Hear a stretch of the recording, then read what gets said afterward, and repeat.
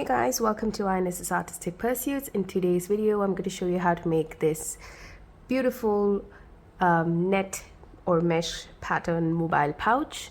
It can fit a mobile and a few other things in the front section, and at the back we have a secret pocket where you can actually fit your valuables like your cards or some money, and it's, as you can see, quite comfortably fits the cards, and it'll also fit a few other things. I'll also show you how to make attach this handle, and I have a link on how to make this handle at the description box below. So grab your things and let's get started. For today's video, I'm going to use a 1 to 1.5 mm nylon or polyester yarn, a 2 mm hook, a tapestry needle.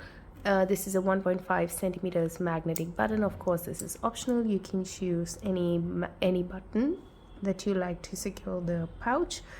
This is a 15-inch handle. I have this made already because I'm going to attach it to the pouch when we're making the pouch itself.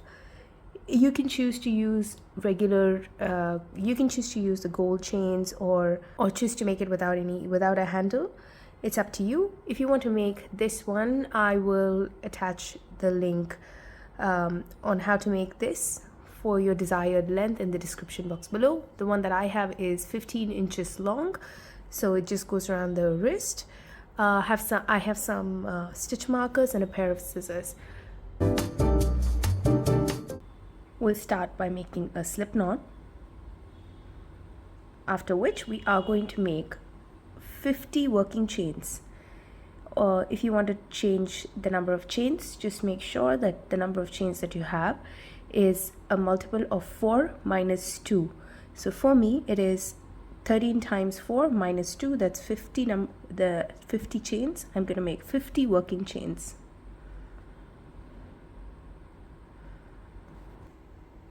That is 50 working chains for me. Now we'll make one additional chain that doesn't count as a stitch, it's just a turning chain. And now into the second chain from the hook, we are going to start making one single crochet into each of the chains. So I'm going to skip the first chain, and I'm going to work into these back loops of the chain. So this is the front of our chain. I'm going to turn my work the other side, and I'm going to work in these loops at the back. So I'm just going to go into that chain, into the second chain from the hook, and make my first single crochet.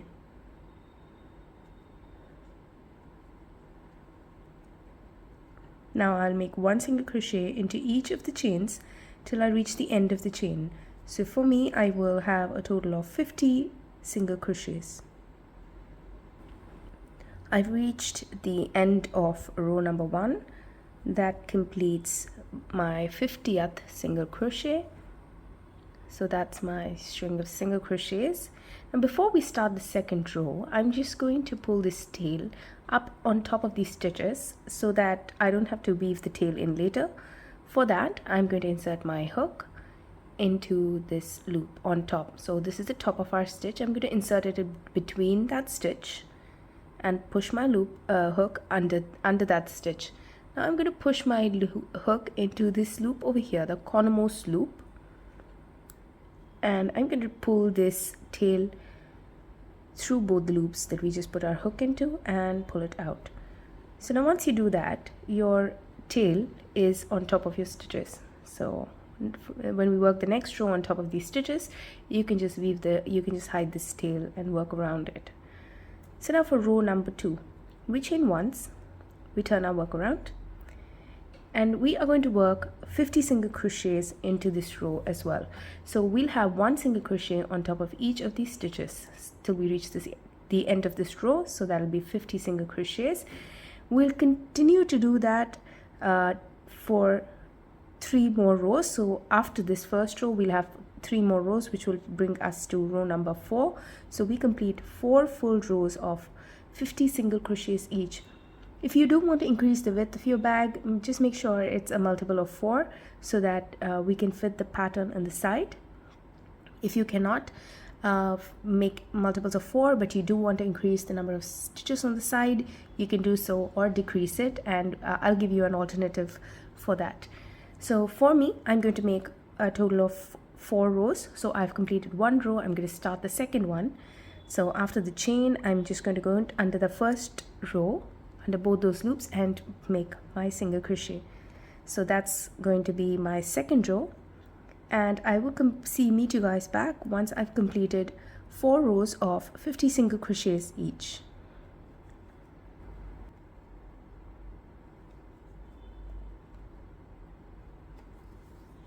That is 4 rows of 50 single crochets each.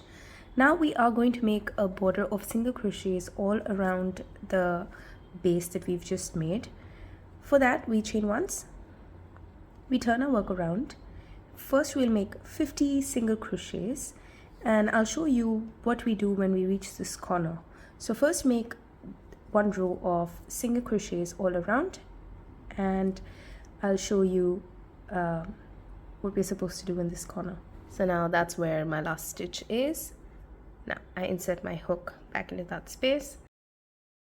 Now we chain once, and we'll work 4 single crochets into the stitches. So we do not work a single crochet into the last row that we just made.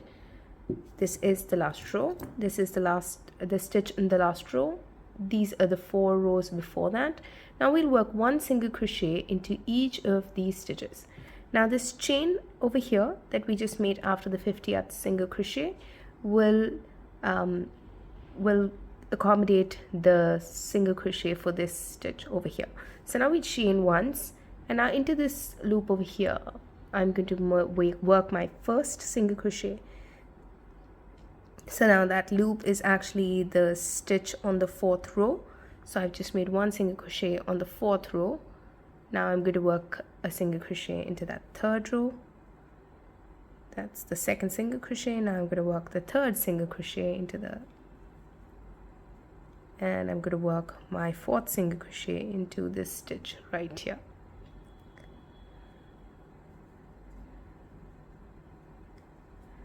Now we'll chain once, and we'll work 1 single crochet into each of those 50 foundation chains. So this is actually your foundation chains, the initial 50 chains. So we'll work 1 single crochet into each of those chains. So now after this single crochet, we do not work into the side stitches, we go into this chain over here, go under both these loops and make our single crochet. So now we'll make, that's my first single crochet, I'll make 49 more single crochets, and so by the end of this row, once I reach the end of this row, I will have 50 single crochets, and I'll meet you guys back and we'll make the same stitches that we did on the corner. If you're comfortable with making it on your own, please go ahead and make it, and I'll meet you guys at the joint, or just come back and I'll show you how we do the last few stitches.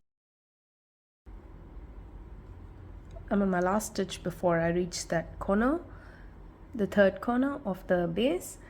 Now once I reach the corner, we will chain once, and we will work 4 single crochets into the stitches over here. So we have a total of 6 rows, including the 2 rows that we just made for the border. We will only work our single crochets into the first 4 rows of stitches. So what we'll do is we'll skip this row of stitch, we'll skip this row, we'll work into this row and this 1, 2, 3 and 4 rows, and we'll skip this row again. So now what we are going to do is I've chained once, and we'll make 1 single crochet, we'll skip this stitch and into the stitch of this row, into one of these loops, just go into that and make a single crochet. Now we make a single crochet into the stitches after that, into the next stitch, so into that loop there, and 1 single crochet. Now we'll make 1 single crochet into the 3rd loop, and 1 more into that 4th. So just go under any one of the loops on the side and make your single crochet. Now I haven't made a single crochet in the last row. What we have to do is we have to chain once, and make a slip stitch. So you can chain once and make your slip stitch like so, and continue your work, continue the stitches. But what I like to do is I like to skip making this slip stitch, because what this slip stitch tends to do is make the project a little skewed, because now we're going to start working our stitches around this. So we're going to keep going around and around the base to form our mobile pouch. So if I do this, I always tend to have that skewed effect. So to avoid that, I'm going to remove this slip stitch. I'm not going to join my work with a slip stitch, but if you're comfortable with doing that, please go ahead and do that. I'm also going to unravel that chain. So now all I have left on my work is those last 4 single crochets on the side. Now we are technically supposed to have a chain between both these stitches. So now we are going to create a chain with this loop. So how I'm going to do that is I'm going to pull up this loop big.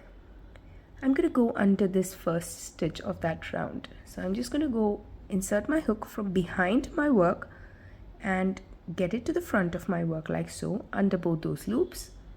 I'm going to grab this loop and put it around my needle like so. And I'm going to pull that loop to the back of our work. Now we've created this loop kind of thing. Once we work around these stitches, this will actually hide and it will look like a stitch.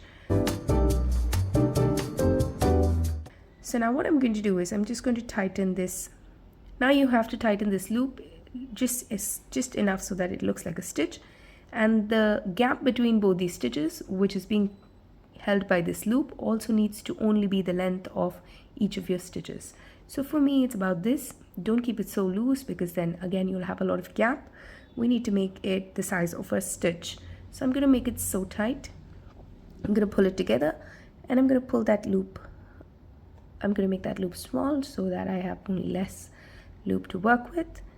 Now our next row, we are going to work into the back loops only of the stitches. So we will only work into one of these 2 loops.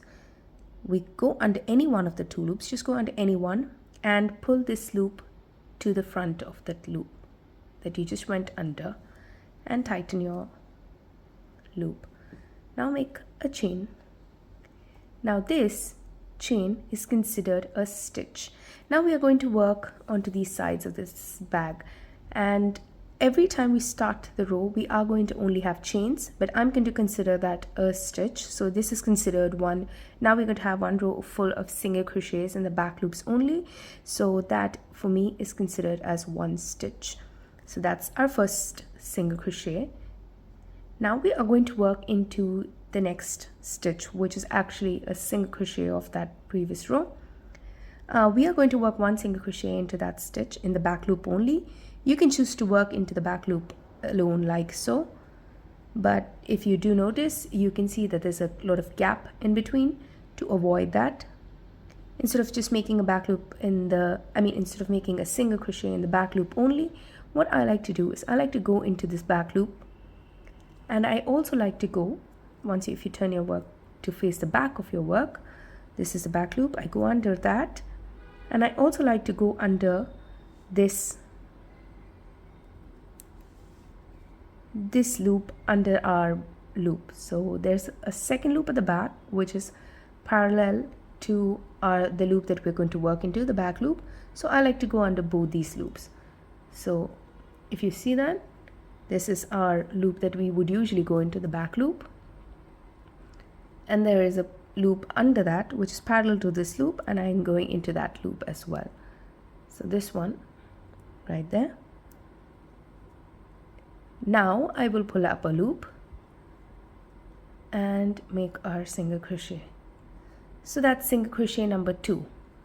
Now for the next, we are going to continue making 1 single crochet into the back loop and this back loop. If you find it really hard to do that, just skip it and work only into your back loops. So now you can see that I have 2 loops on my hook.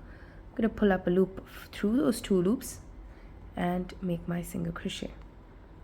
I'm going to keep doing that till I reach the next chain space.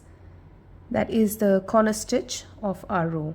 So after this first stitch, which was single crochet. Now we have 4 stitches, a total of 4 stitches on our project. Now I will work 1 single crochet into each of the stitches till I reach this chain space. So this is the last single crochet, and this is that chain in the corner that we'd made. So once you reach this chain space, we are going to make 2 single crochets in the back loop only. So we'll have a total of 51 single crochets till before we reach this chain space. So once you've completed your single crochets, I'll meet you guys back to work into this chain space and the other stitches ahead. I'm on the last stitch before I reach this chain. Now that is the stitch where we have that chain, the corner stitch. So now in that chain space, if you want to know how to identify the chain, if you turn your work, you'll actually be able to see that you do not have these extra loops and things that's joining the to the base of the bag. So if you just pull this loop up, you'll see that there's just a gap underneath that chain over there. So that's your chain. Now we are going to work 2 single crochets into that chain space. So we just work into the back loop of that chain. We work 1 single crochet, we go back into that back loop of that chain, and we work 1 more single crochet. Now in these 4 stitches in between both these chains, we work 1 single crochet each into both these loops, and into the chain we again work 2 single crochets into that back loop of that chain. And then we will turn our work and we will have 50 single crochets in on the side till we reach this chain, where we will work 2 single crochets into the back loop of that chain, and then you'll have 4 single crochets on the side for which you'll work your stitches. Once you've completed your work from here all the way to this place where we started this round, I'll meet you guys back to show you what we do next and do the rest of the stitches together.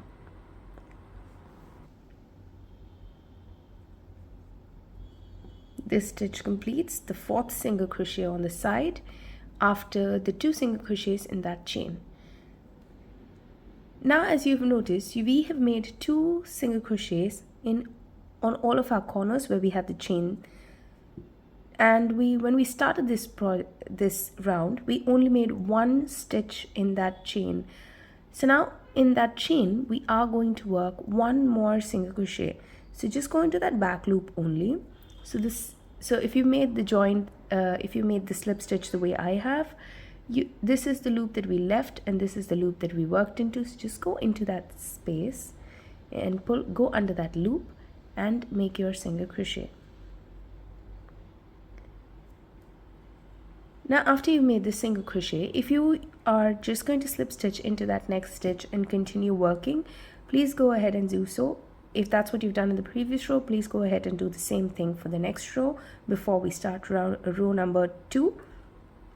But if you are doing the joint the way I am, then we are going to do that now. So pull up this loop a little loose. Now if you look closely, this is where we had made the chain, and that is our first, it's supposed to be counted as our first single crochet. Now this is the actual single crochet that we had made. So this is that first chain and this is that proper first single crochet. So now we go into that single crochet from the back of that stitch, go under both those loops, sorry,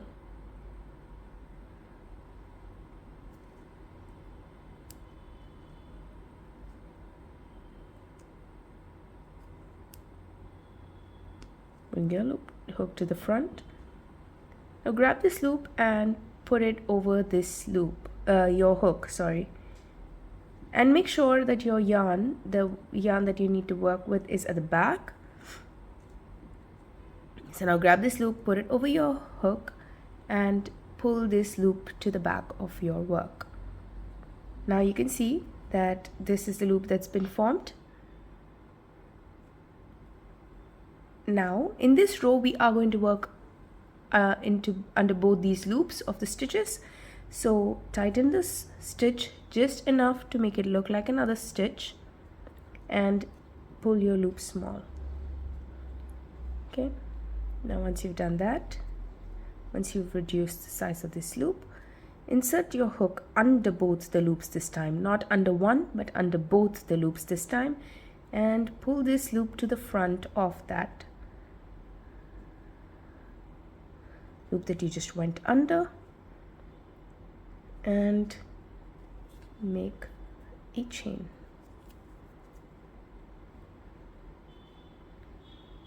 This row we are going to make, our row is going to have is going to be complete double crochets, so we will chain twice. And now this stitch is considered our first stitch. These two chains are considered our first stitch. Now for the following stitch, you yarn over and go into the following stitch, this one right here, and make a double crochet. Yarn over and go into the following stitch and make another double crochet. Now we have a total of 3 stitches on our work. If you want, you can mark the first double crochet, that is the stitch after the 2 chains, because that is the stitch that we will slip stitch into in our neck when we come to the end of this row. Now this is our 3rd stitch, and we will have a total of 52 stitches. If you want to know which stitch we will actually end into, if you can identify the 2 single crochets that we made on our chain, that's the 2 stitches together, that's this one right here, mark the first of the 2 stitches. So this is the first one, this is the first one, and this is the second one. So I'm going to mark the first of the 2 single crochets that we had made in that first chain corner. Now if you count the number of stitches from where we started this chain to where we have marked this first single crochet, you should have a total of 52 stitches. Now we will make 52 double crochets till we reach this stitch marker. So you remove, once you reach this space, this stitch is actually will be your 52nd stitch. So you just pull this marker out and make your double crochet in that space. So now this is stitch number 3 for me. We made 3 stitches together, and now I'm going to continue making 1 double crochet into each of these stitches till I reach this stitch marker. And then we'll start the pattern from the sides, and I will show you how to do that. I'm on the 51st stitch, 51st double crochet that is. And now that is going to be my 52nd double crochet. I'm just going to pull this stitch marker out and make that double crochet in that stitch.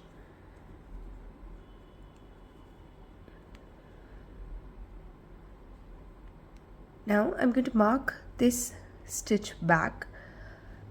It's just, I'll tell you why once we complete this row. You can mark that stitch. And now for this side, we are going to make 1 double crochet into the stitch after that marked stitch.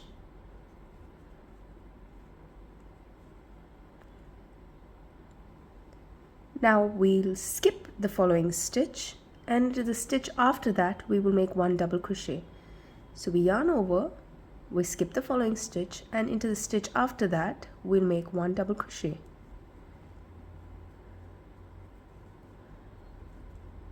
Now we chain twice, yarn over, and into the following stitch we'll make 1 double crochet. So that's this one right here.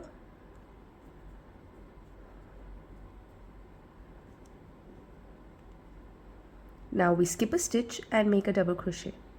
So yarn over, skip a stitch and a double crochet into the stitch after that. Now these 6 stitches were the side stitches of our bag.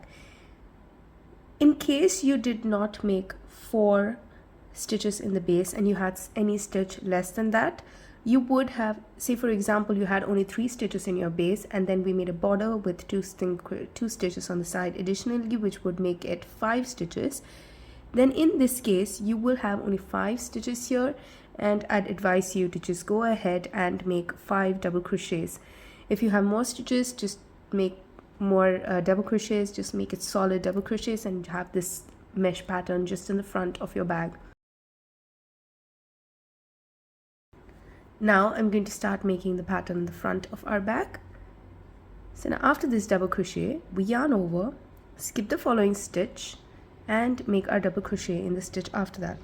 So we skip this stitch, and in the stitch after that we make our double crochet. Now we chain twice, yarn over and make a double crochet in the following stitch.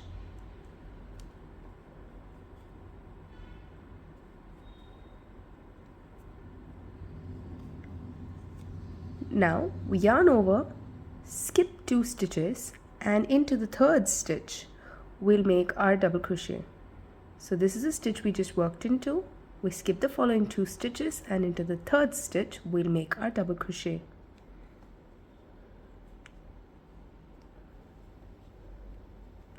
Now we chain twice, yarn over, and into the following stitch we make 1 double crochet.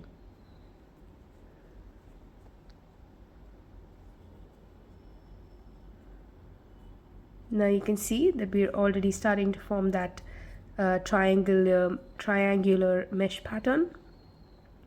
Now the last 4 stitches that we just made, that is a double crochet, chain twice and 1 double crochet, we are going to repeat this for a total of 12 times. So this is our first stitch. We are not counting this one for now. So this pattern, this set of 4 stitches is what we're going to repeat 12 times. That is 11 more times after this stitch. So now we yarn over, we skip 2 stitches, and into the 3rd stitch we make 1 double crochet. Then we chain twice, we yarn over and make a double crochet into the following stitch. So that is the set of 4. That's the second time we made the set of 4 stitches. We'll do that one more time together.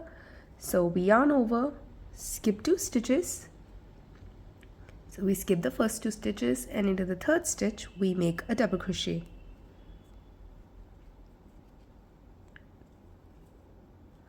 Now we make 2 chains. Now we yarn over, and into the following stitch we make 1 double crochet.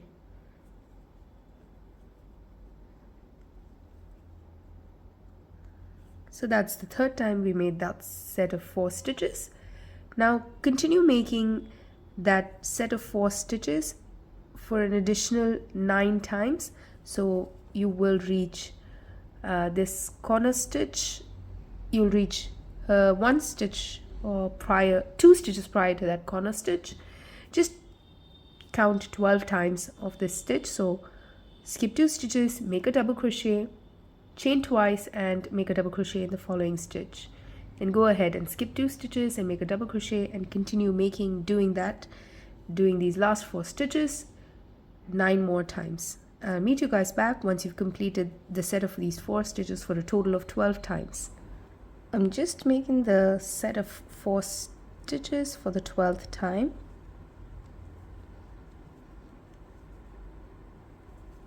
Once I've done that,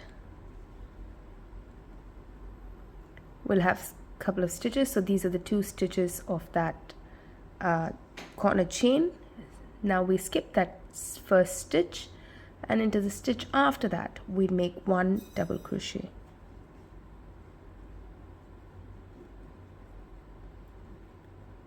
Now for your reference, this stitch where we made the double crochet will be the second of the 2 single crochets in that chain, corner chain of the previous row. So now we yarn over, skip the first stitch, and into the stitch after that we skip this stitch, and into this stitch we make a double crochet. We're on the side of our bag now.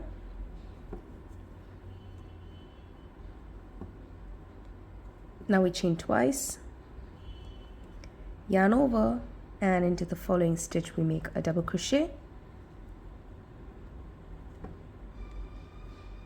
Now we yarn over, skip one stitch, and into the last stitch of this row. So there are no more stitches. This is the stitch where we started making the chain and worked. So this is the last stitch. We skip the following stitch, and into the last stitch of that row we make one double crochet.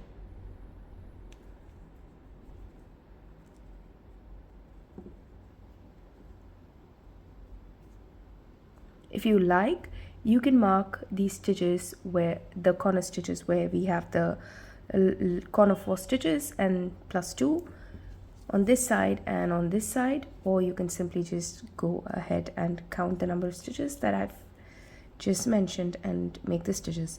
You just need to count this number of stitches for this row and the 4th row, after which you will not really need to count the stitches. You can just use the stitches in your previous row as reference and make your stitches.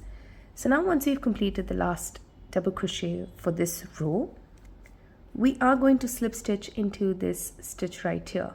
So I'm just going to pull this stitch marker out. This is the first double crochet, but technically the second stitch of that row. So I'm just going to put this thread behind, pull this loop up long, and now go under that stitch where we had marked earlier. So I'm just going to insert my hook from behind and push it to the front. Pull this loop up onto that hook of mine and pull this loop to the back of our work.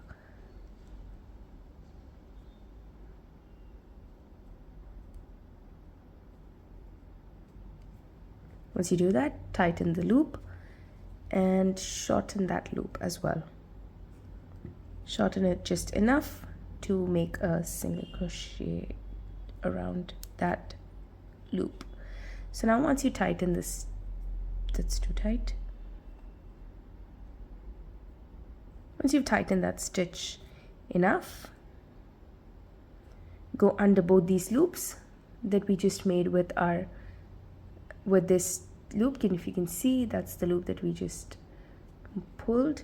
So now go under both these loops and pull this loop through that and make a chain. So now that is the first stitch. The following row is going to be one full row of single crochets. So what I'm going to do is, that is the first stitch. Now into the next stitch, we go into that following stitch right here and make one single crochet. We'll make one single crochet into each of the stitches till we reach this stitch where we have the stitch marker. Now, before we get into making these single crochets, I'm just going to pull this loop up so that it doesn't unravel. If you see the sides, we had four stitches on the side of the bag, plus 2 additional stitches because we increased that corner chain. We made 2 single crochets in that stitch. So now one of the single crochets is for the front of the bag and one is for the side of the bag. Now you have a total of 6 stitches on the side of your bag. So now if you see, it'll be this one double crochet and this triangular mesh pattern and this double crochet over here after this 52nd stitch. The same thing applies on this side. The last stitch of that row is a double crochet. You have the triangular pattern and then you have this double crochet. The stitches on top of these double crochets will almost always be straight. That marks your corner of the bag, and all the stitches in the front of your bag are going to have this mesh pattern, the triangular mesh pattern, while all the stitches at the back of your bag are going to have these solid rows of either single or double crochets. So we are going to alternate between single and double crochets in our pattern. So now the first row was full row of single crochets, the second were double crochets. Even in the front we have double crochets, so that's technically a row of all double crochets. And now we have a row of single crochets. In this row we are going to make one single crochet into each of the stitches till we reach this marker where we have the stitch marker. And once you reach this corner side where you have this double crochet which is going to be straight throughout, we can choose, I'll show you what we can, there are two alternatives. I'll show you what we do when we get here. So just make one single crochet all the way till you reach this stitch marker. Just pull the stitch marker out, make one single crochet and put the stitch marker back on top of that stitch marker, so that you don't have to count 52 stitches every single time. So now after that chain, which is our first stitch, we've made 2 single crochets, and I'm going to continue making a total of 52 stitches. So that's the 4th stitch, and I have 48 more stitches to go. I'll meet you guys back once I've completed 52 stitches.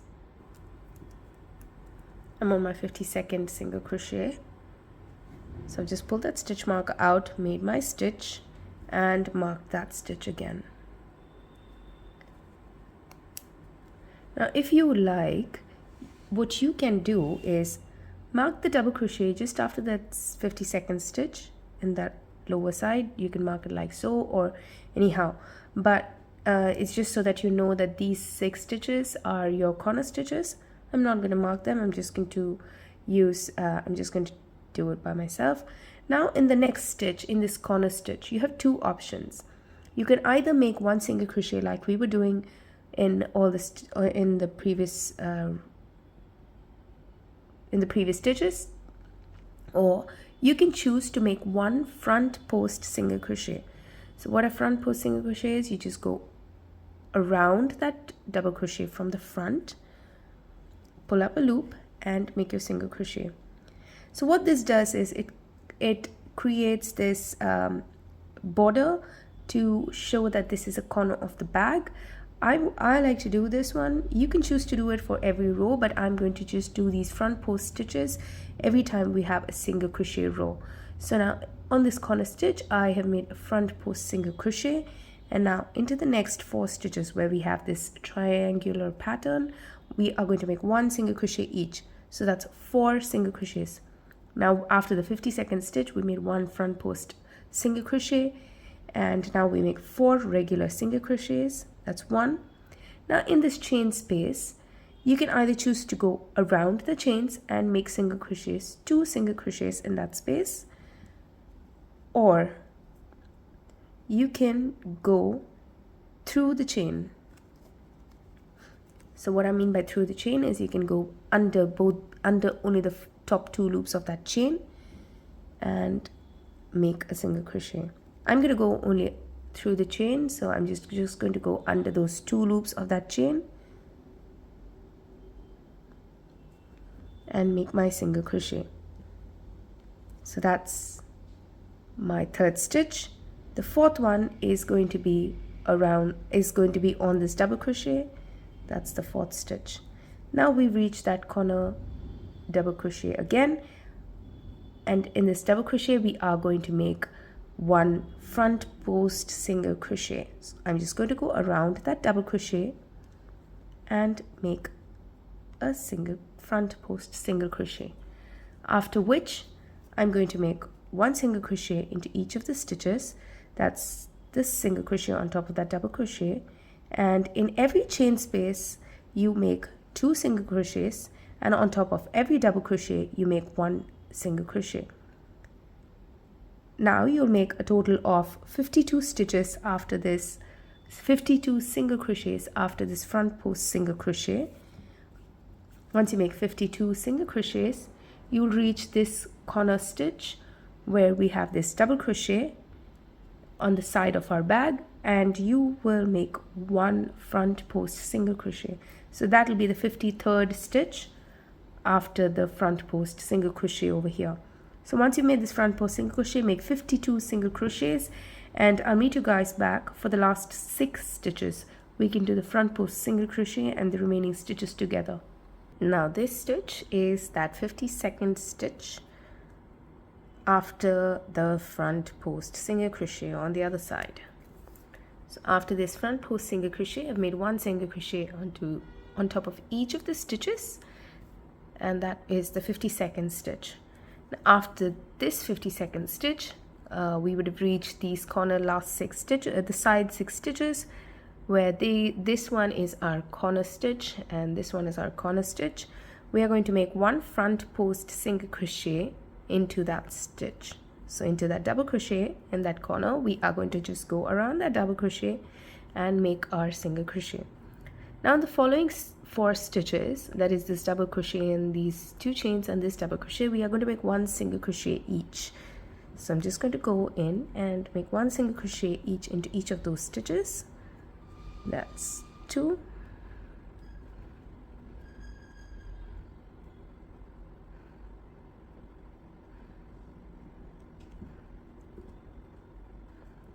And now that's the 4th single crochet. Now we should have just 1 stitch remaining before we reach this once we complete our row. So now we go around this last double crochet and make our front post single crochet.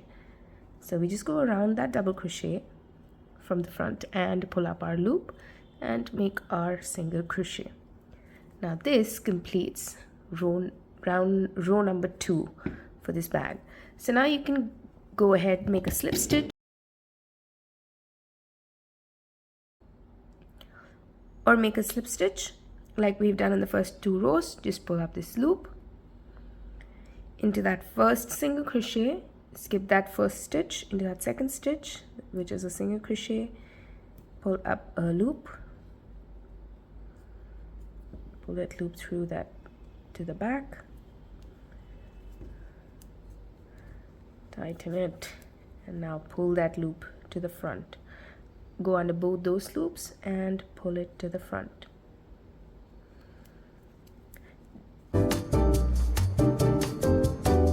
Now in the next row, we are going to make double crochets similar to the ones that we made in row number 2. So now this was row number 3. Now we go and we start row number 4 with 2 chains. We yarn over and into the following stitch we make 1 double crochet. So now that is our second stitch of the row. Now we'll make total of 52 stitches. That is the stitch till here. So this will be your 52nd stitch. Now we are going to make a total of 52 stitches. We've already completed 2. We have to make 50 more double crochets on this side. So now just make 50 more double crochets.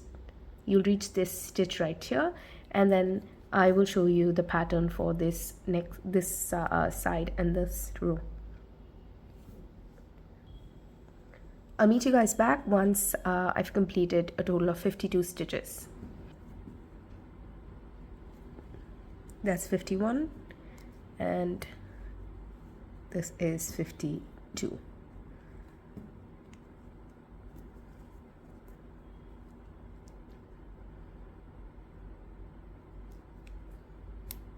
That's 52 stitches. Now we've reached that stitch where we had that front post single crochet. On that stitch we are going to make 1 regular double crochet.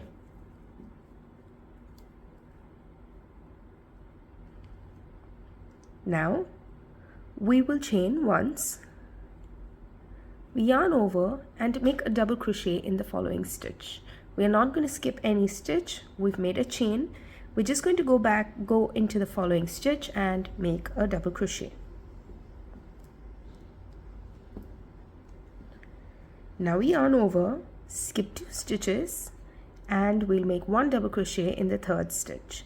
So now we don't have any chains in between. We just made 1 double crochet. We'll skip 2 stitches, and in the 3rd stitch we'll make a double crochet.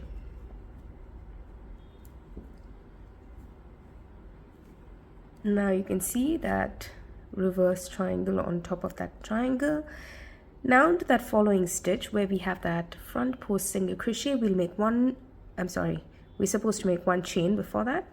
So now after that double crochet, make 1 chain. Now and then into the stitch after that, that is this stitch where we had that front post single crochet, we make a regular double crochet. So now this stitch completes our side, and you can see that you have this triangle in the bottom where it's pointing downward, but now we have this triangle which sits on top of this triangle pointing upward. It'll be more clear when you do the other side. We're just going to continue making our stitches. Now after this corner stitch, we will chain once, we yarn over, and into the following stitch we make a double crochet. So this one right here, we make one double crochet.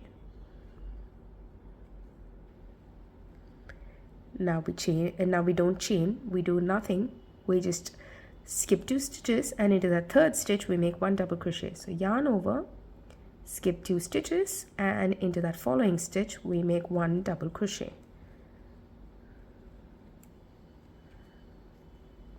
Now we chain twice, we yarn over, and into the following stitch we make one double crochet.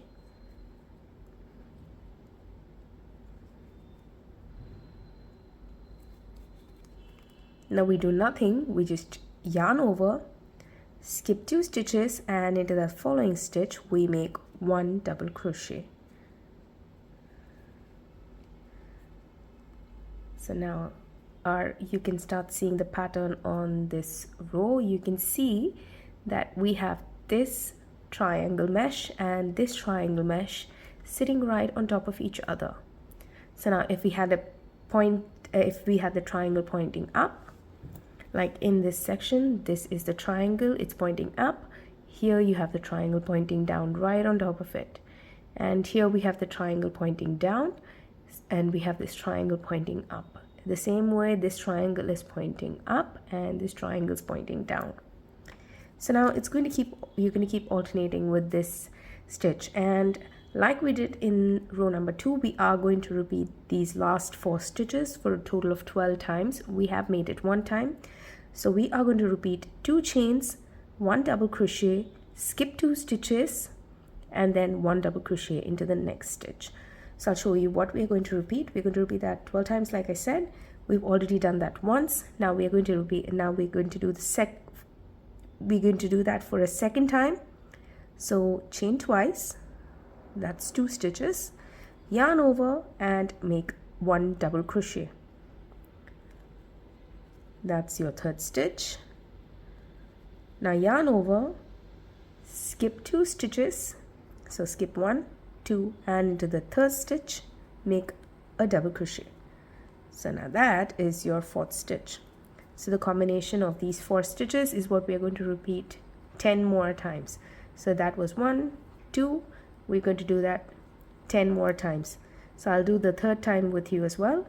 So chain twice, yarn over, make a double crochet in the following stitch,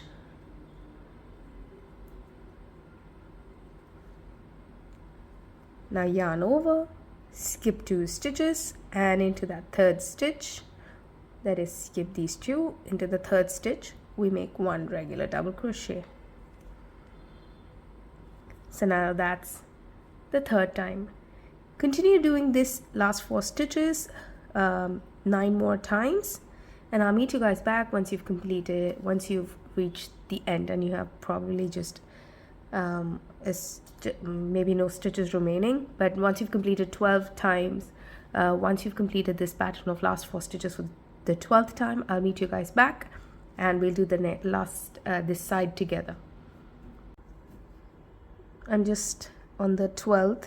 That is the last time that I have to make that set of 4 stitches for this front section of this row.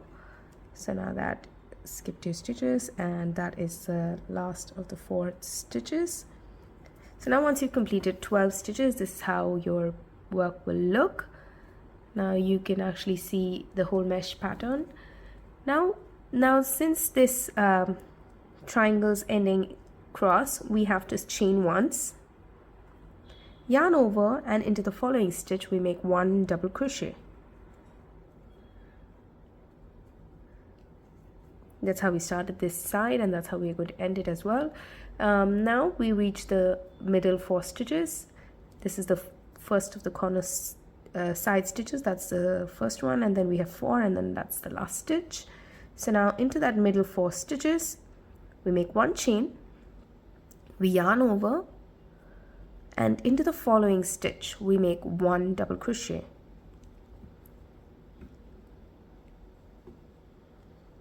Now we yarn over, skip 2 stitches, and into that 3rd stitch So we skip these 2 stitches, and into that 3rd stitch we make 1 double crochet. Now we chain once, we yarn over, and into the next stitch, that's the last stitch of this row, we make 1 double crochet.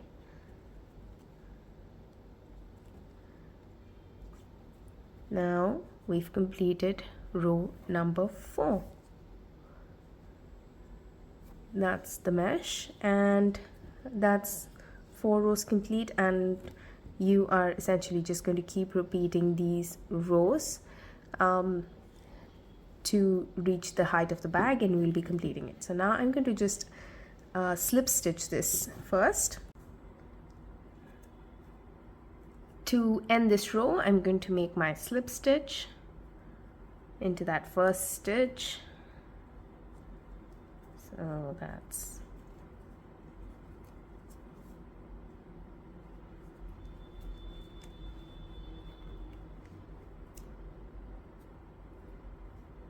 go under both these loops and pull up my loop.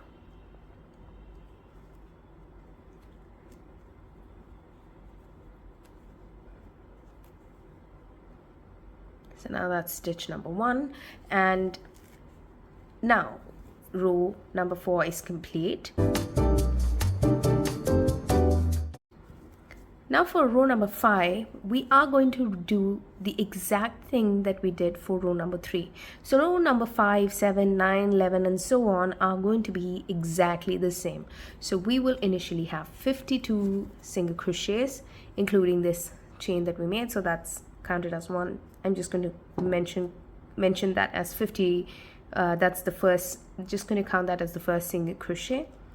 So we'll have 52 single crochets till you reach this stitch where you have the stitch marker, so that will be the 52nd single crochet, after which you'll reach the corner 6 stitches. If you like, you can mark these corner 6 stitches like so. That's the first of the 6 stitches, then you have 4 stitches in between, and that's the 6th stitch. I'll tell you why I marked these stitches. It's because these 2 stitches, these corner stitches, are where you'll have front post single crochets, or it will be a simple regular double crochet which actually stands straight and it doesn't fall cross. If you can see, I've made sure that in the pattern this comes straight. That's because that is the corner of our bag, and I did not want it to have slant edges. Making these double crochets, making straight double crochets in these corners gives that illusion of a very structured bag. That's the reason I've done that. So you can mark these stitches if you want, or you can simply just count them. Now after this stitch, you'll have 52 stitches of single crochets. So now after this stitch where you have the front post single crochet, you have 1 chain. Make sure you do not miss that. Make 1 single crochet in that 1 chain space, and then you have 1 double crochet. So you make 1 single crochet on top of that double crochet, 1 single crochet on top of this double crochet, and in the 2 chain space you make 2 single crochets, and you continue doing that till you reach this corner. Before that the corner 6 stitches, the side 6 stitches, you will have 1 chain like we had in the start of this front section. So here make sure that you do not miss that single crochet, after which these are going to be your corner stitches. I'm going to mark them as well just for ease. You're going to have 1 front post single crochet in each of these marked stitches, and in the stitches in between you'll have 4 stitches. You make 1 single crochet each, and then you slip stitch, and then we'll start row number 6. Row number 6 is exactly the same as row number 2, and row number 8 will be exactly the same as row number 4. So I will write down which row is similar to which row, and you continue doing. We basically just have to repeat row 2, 3, 4 and 5 to the number of times that you want till you reach the desired height. Now your 5th row obviously is exactly the same as row number 3. That's why I'm not showing it to you. I've just told you how to make it. I want to make the height of this bag to be about 4 inches high. So I will need to make a total of 19 rows, that means that row will actually end in a single crochet. And I advise that no matter how high or low you want the bag to be, if you're not making 19 rows, it doesn't matter. However many rows you want to make, just make sure that it ends in an odd numbered row, so that it will end in a row of single crochets and it will look neat on top. So now I need to make a total of 19 rows. If you're doing if you're counting, if you're making the number of rows that I am making, I'll meet you guys back when you complete row number 18. That's because in row number 19 we'll actually attach the handles on the side of the bag. So we will attach it in between these 6 stitches. In your 19th row, you can choose to just complete a row of single crochets all the way till you reach the corner stitches. I mean the side stitches, the side 6 stitches. So once you've completed 52 stitches on 19th row, I'll meet you guys back to attach the handle on our bag. If you're not going to attach the handle, I'm going to attach this handle that I made. I'll add the link on how to make this handle. It's very easy. It's just golden chains and single crochets around it. So I can attach the link. I'm going to attach the link on how to make this handle strap. If you're not going to make this handle with the thread and you're just going to have maybe a chain, you can still attach it right there. But if you're not going to use this and you're just going to use a handle with a lobster clasp, then just go ahead and complete row number 19, and I'll meet you guys once you've completed row number 19. But for those who are going to attach the handle, or who want to know how I'm going to attach the handle, complete row number 18 and the first 52 stitches of row number 19, and I'll meet you guys back when you reach the side of this bag for row number 19, the first side of that bag for row number 19, and we can attach the handle together.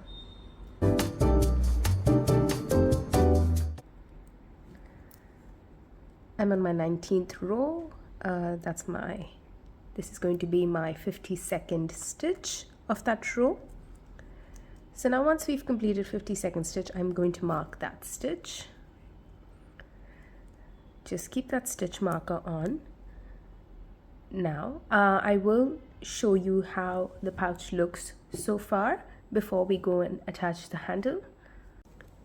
This is how the back of the pouch looks, and this is how the front of the pouch looks so far. We still just have one row left to do. That's where we're going to attach the handle. I just wanted to show you how it looks so far. So this is how your work should look.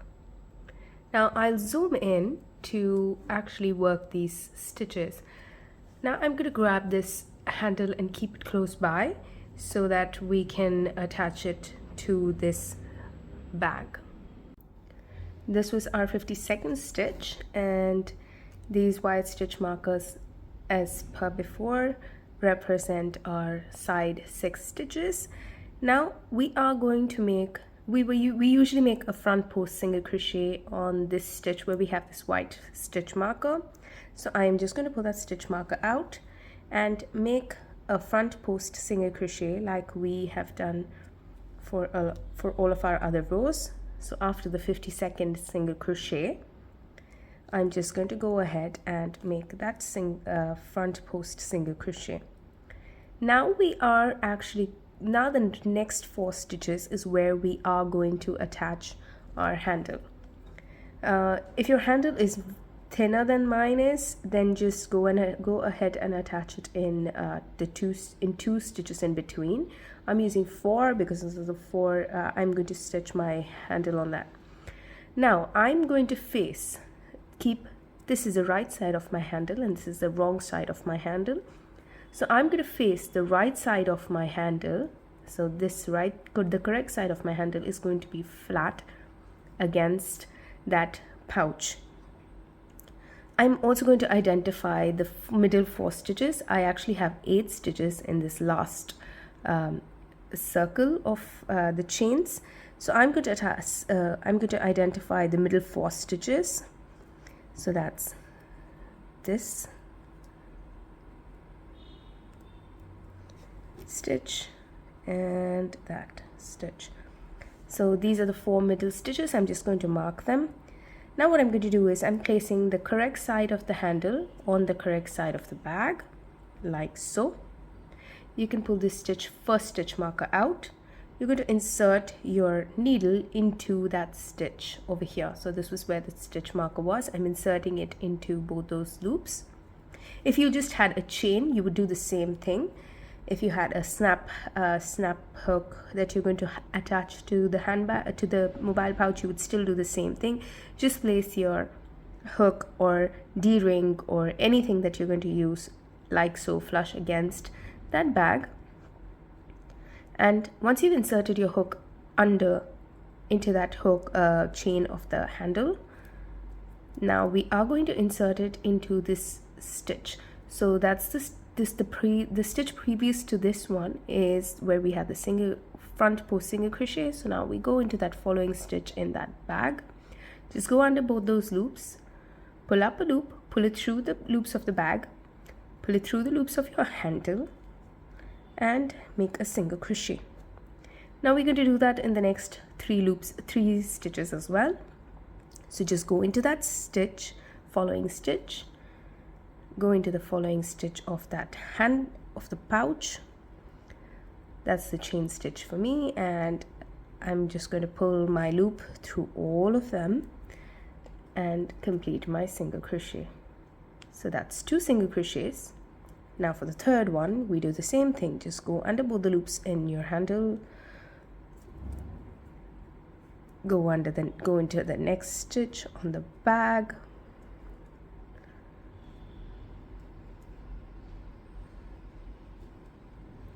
pull up a loop through, pull it through the bag, the stitches of the bag, pull it through the stitches on the handle, and make your single crochet. Now we have this last stitch remaining, so we just pull the stitch marker out and we may do the same thing for the next stitch. Now that's our 4th single crochet complete. We actually had 4 stitches between our 2 front post single crochets, and we've made 4 single crochets on top of that while attaching this handle. Now if you just flip your handle around, your stitches are still intact and your handle's secure, so you don't have to attach this separately at a later stage. Now in this stitch mark where we have the stitch marker, we have a front post single crochet. You can take the stitch marker out, you won't need it again in the future. I've just left this one, which indicates the 52nd stitch on the back rows, as it is, because that we will need. Now in this stitch where we had the stitch marker, we make our front post single crochet, and then we go into the following stitch and make a regular single crochet. Now we continue making 52 single crochets till we reach this stitch marker, where we will make a front post single crochet on this double crochet, and then in these stitches in between we'll follow the same pattern that we follow the same thing that we did on the other side. Just make sure your handle is straight, pull it straight, and then twist it like so to keep it flat against your bag, and then mark the 4 stitches in between and make single stitches attaching your handle to the bag. And then make sure that your handle is, once you've stitched it, make sure that your handle is not twisted, it is straight. So yeah, so just follow the same thing that we did on this side to attach the handle. It's very easy, it's just simple single crochets. Just place your handle on top and make single crochets together with your bag. Once you've done that, make a last front post single crochet and make a slip stitch, and I will meet you guys back after you make the slip stitch. Please do not cut your yarn, because we are going to continue with the same yarn to make the flap of the bag. I'll meet you guys back once you've attached the other side of the handle and completed row number 19. I've just completed row number 19 after making that front post single crochet, and that is the stitch after we attached the second side of the handle to the bag. Now when I'm making the slip stitch, I want to let you know that the next row is going to be where the flap starts, and we are only going to work into the back 52 stitches of the bag. And our first row is going to be a row of single crochets in the back loops only. So if you were slip stitching, you would slip stitch only into the back loop of that stitch of the first stitch of that row. If you are slip stitching exactly the way I do, we have to do it how we did the first row of after making the base of the bag. So just pull your loop up loose and go into that stitch where we are going to make our slip stitch, and pull your loop behind. But since we are going to work only into the back loops of the stitches in this row, and since this stitch where we just made that loop is our first stitch of that back 52 stitches of the bag, we will, instead of going under both those loops and making our slip stitch, we will just go under one of the loops that we have. So you have two loops that go around this. Just go under any one of those loops. Out of the two, I'm just picking any one of the loop, and I'm going to pull this loop through that loop, so it'll seem like you just worked into that back loop of that stitch. And we make a chain. From this row onwards, for the flap, we will not consider this chain as a stitch. We are going to consider that chain as only a chain or a turning chain. So we will go back into that same stitch, into that back loop, and we will make one single crochet. So now you should have, if we were working around this bag, we would have considered that 2 stitches in one. But since now from now on, for the flap of the bag, we are considering that chain as only a chain, and so we've made one single crochet, and now only that single crochet is counted as a stitch. So now that is our first stitch. I've just marked that single crochet for the first round. We can take it off, it's not necessary to be marked. Now we go into the following stitch, into the back loop only, so this one right here, and we make one single crochet. So that's the second single crochet. Now we go into the following stitch, the back loop only, and we make one additional single crochet. We keep making 52 total such single crochets in the back loops only till we reach this stitch over here. So we will pull the stitch marker out and make the 52nd stitch in the back loop only of that stitch. So now we have 3. We will have 49 more stitches to go. I'll meet you guys back once you reach the end of this row. I'm just at that 52nd stitch. I'm going to pull the stitch marker out, and I'm going to make a single crochet in the back loop only of that stitch. Now this completes 52 single crochets on the back loops only on the back of our pouch. Now we chain once and we turn our work around. Now we are going to work on the last 52 stitches alone of that bag. So now that's the flap, so we only work on those 52 stitches that we just made. For this next stitch, for this next row, we are going to make a row of single crochets, but this time we are going to make these single crochets in the front loops only of that stitch.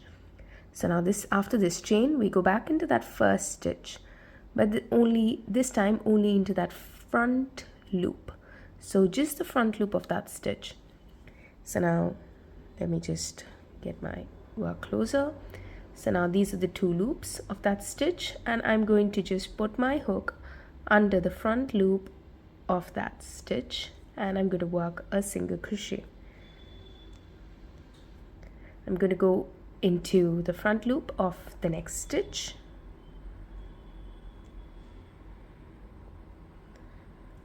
and make 1 single crochet. So I'm going to continue working in the front loops only of the 52 stitches of the previous row, and I'm going to make 1 single crochet into each of those stitches in the front loops only. So we'll have a total of 52 stitches once we reach this stitch where we have this stitch marker. You don't need to put any stitch markers in now because these are straight 52 stitches and it'll be very easy for you to identify them. So I'll meet you guys back once you've completed 52 stitches. This is my 51st stitch and I'm on that 52nd stitch. I'm just going to pull the stitch marker out and work into that front loop only of that last stitch. So that completes 52 single crochets in the front loops only for row number 21. So now for the next row, we will start introducing this mesh pattern. And since it's the flap, our first 2 stitches and the last 2 stitches of every row hereafter is going to be plain regular double crochets. So what I mean by that is I'm just going to make 2 double crochets in those front 2 stitches. Now we first chain twice, we turn our work round, and we will start working into both the loops of the previous stitches. So now these 2 chains don't count as a stitch, they are just our turning chain, and we will go into that first stitch. So the last stitch of the previous row, that's the first single crochet that you can see. Just go under both those loops and make a regular double crochet. So that's 1 double crochet. We yarn over and go into the following stitch and we make 1 more double crochet. So now that's 2 solid double crochets right next to each other. We're doing that so that it creates a border for the front of our, for the flap of the bag, and this will give it a neater look. Now we yarn over, skip the following stitch. So after these 2 double crochets, we yarn over, skip the following stitch, and into the stitch after that we make 1 double crochet.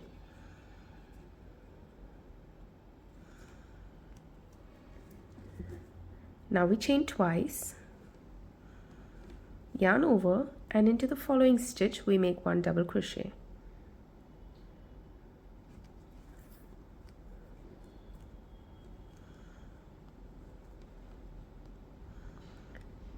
You can see that we've already started the mesh pattern.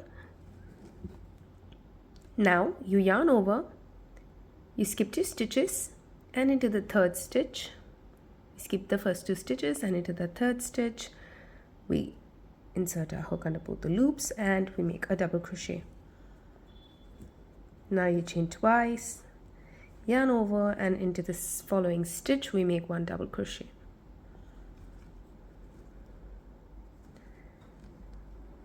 Now we are going to make the last 4 stitches, that is skip 2 stitches, make a double crochet, 2 chains and 1 double crochet, a total of 11 times. We've already made that once. We'll make that 10 more times. So you yarn over, skip 2 stitches, go into that 3rd stitch and make a double crochet, chain twice, yarn over, go into that following stitch and make a double crochet. So now that's 2 times complete. So now these last 4 stitches, we've made that twice already. We have 9 more times to go. Skip 2 stitches, make a double crochet, chain twice, and into the following stitch make a double crochet, and continue doing that for a total of 11 times. I've completed 2. I will complete 9 more times and I will meet you guys back close when you have a couple of stitches left. So that's the 11th time that I'm doing the set of 4 stitches. Oops.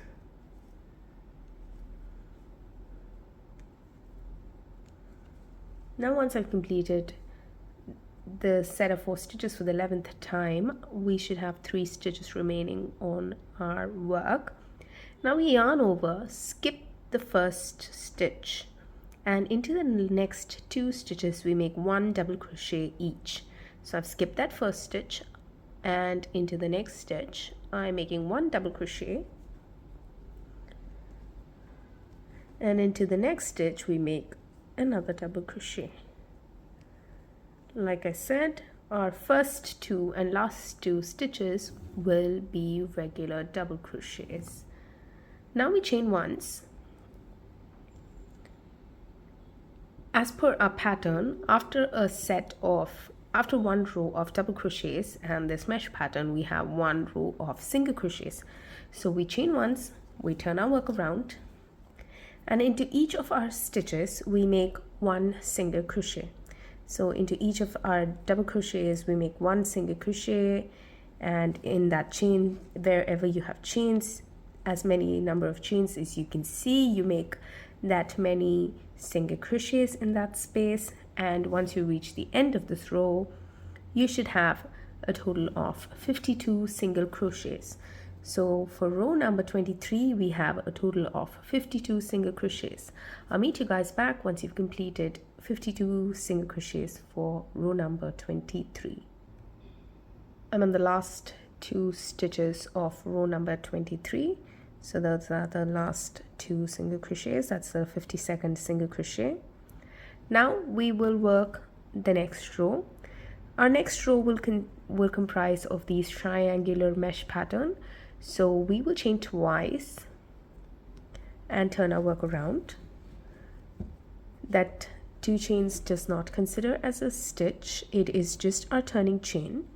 Now we yarn over, and as I said on row number 22, our first 2 stitches are just going to be solid double crochets. So we go into that first stitch and make 1 double crochet, and we go into the stitch after that, that is the second stitch, and we make 1 more double crochet. So this completes our 2 double crochet border. Now we yarn over, we make 1 chain, then we yarn over and we go into the following stitch and make 1 double crochet. So we made 2 double crochets, we chained once, and we made 1 double crochet. Now the next following 4 stitches is going to be repeated for a total of 11 times. So now we yarn over, skip 2 stitches, and into the 3rd stitch. So that is, we skip these 2 stitches, and into the 3rd stitch we make a double crochet.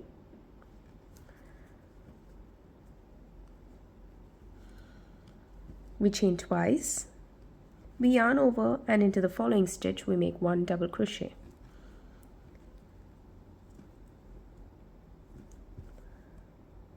Oops. So that's that 4th stitch. So now we will repeat these last 4 stitches for a total of 11 times. We've already made that once. We'll repeat that 10 more times. So we yarn over, skip 2 stitches, and into that 3rd stitch we make 1 double crochet. We chain twice, yarn over, and into that following stitch we make 1 double crochet. So now that's the second time we made the set of 4 stitches. We make them 9 more times, which will total up to 11 times, and we'll have a couple of stitches remaining at the end, and I'll show you what we do at the end. So I'll meet you guys back once you've completed these set of 4 stitches for a total of 11 times. I'm making the set of 4 stitches for the 11th time. Chain twice and double crochet. With this you should have 5 stitches remaining. In those 5 stitches we will yarn over, skip the first 2 stitches, and into the 3rd stitch we will make 1 double crochet. Oops. We chain once, yarn over, and into the next 2 stitches we make 1 double crochet each. That's how we started this row with 2 double crochets, and that's how we end the row with 2 double crochets. So now this completes row number 24. For row number 25, we have a row full of single crochets. Row number 26 is going to be exactly the same as row number 22, and row number 28 is going to be exactly the same as row number 24. That's the row that we just did. And the rows in between, row number 25 and 27, are going to be regular single crochets. So we are going to have 52 single crochets in the odd number rows, and for the even number rows we are going to have these mesh patterns. It's exactly the same as what we did here. So I am going to make a total of 5 rows after row number 24. So I will reach row number 29, and my 29th row will be a row of single crochets. If you want the flap to be longer, go ahead and make however many rows you want. Just make sure to repeat these 4 rows. The 4th row will be the row of single crochets, so that you repeat row number 22 to row number 25 however many times you want till you reach your desired length of the flap.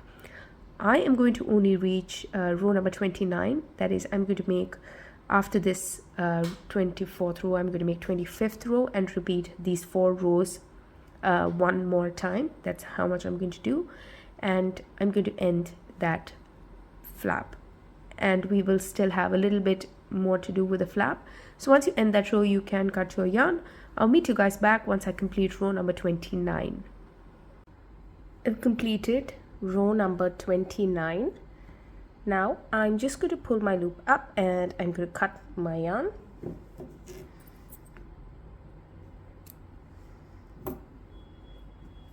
So now that completes our bag, and I will weave this in later. Just push it in between these stitches so it doesn't unravel.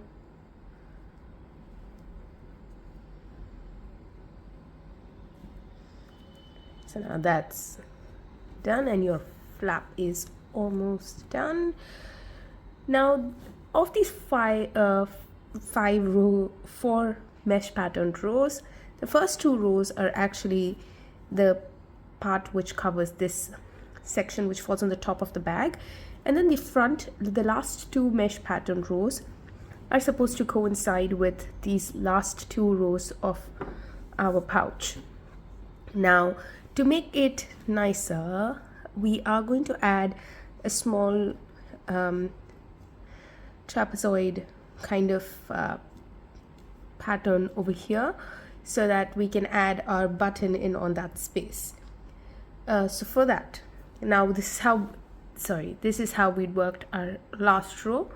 Now if we were working another row on top of it, we would just flip our work. So we are going to flip our work and work the next few rows, the next row on this side. Now grab your stitch marker and we'll mark the middle 12 stitches of our flap. So now the middle 12 stitches is supposed to be the 21st and the 32nd stitch. So you can count 21 and 32 from either side. It's okay. Since we are going to work this way, I'm just going to count the 21st stitch from this side and the 32nd stitch, and I'm going to place my stitch markers on those stitches. So first let me count the 21st stitch.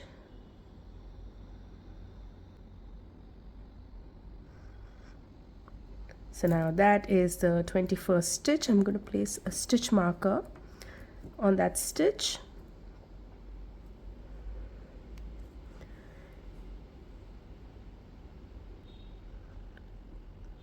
And this is the 32nd stitch. So now we have the middle 12 stitches. We are going to work into these 12 stitches over here. Now grab your yarn. We are going to insert our needle into the stitch that we've marked to the right of our work. So we're working on the other side. So this is how I'm just going to pull the stitch marker out. I'm going to insert my hook into that space, and I'm going to pull up a loop and make a slip stitch. Now our yarn is secure. In this space we will make, if we were actually following this pattern, after this row of single crochets we'll have this mesh pattern, which is a double crochet row. But since we are going to attach this button on later, I wouldn't want this mesh pattern to be there, because then otherwise the button's going to be visible on the other side. So I'm going to make solid stitches over here, but our stitches are going to be double crochets now. So we chain twice, so we may add one chain to that slip stitch that we already have. We yarn over and go back into that same stitch where we made our slip stitch. That's where we had our first stitch marker, that's the 21st stitch, and we'll make a double crochet. So that's our first double crochet. We'll make a total of 12 double crochets. That is all this. We'll make one double crochet into each of the stitches till we reach the 32nd stitch. So we've just completed one double crochet. We go ahead and make 11 more double crochets. Now I'm on that 12th double crochet. Just pulled my stitch marker out, and I'm going to make one double crochet into that stitch right there. So now we have 12 double crochets. For the next row, we would usually make a row of single crochets. So we chain once, we turn our work around, and we will make our first decrease. So so what I've done is I've chained once, I go into the first stitch, pull up a loop, I go into the next stitch, and I pull up a loop again. Now I yarn over and pull through all 3 loops. So now we've made a decrease in our single crochet, and now we will make 8 single crochets, after which in the last 2 stitches we will have a decrease. So now I will just go ahead and make 8 regular single crochets after that decrease in the first 2 stitches.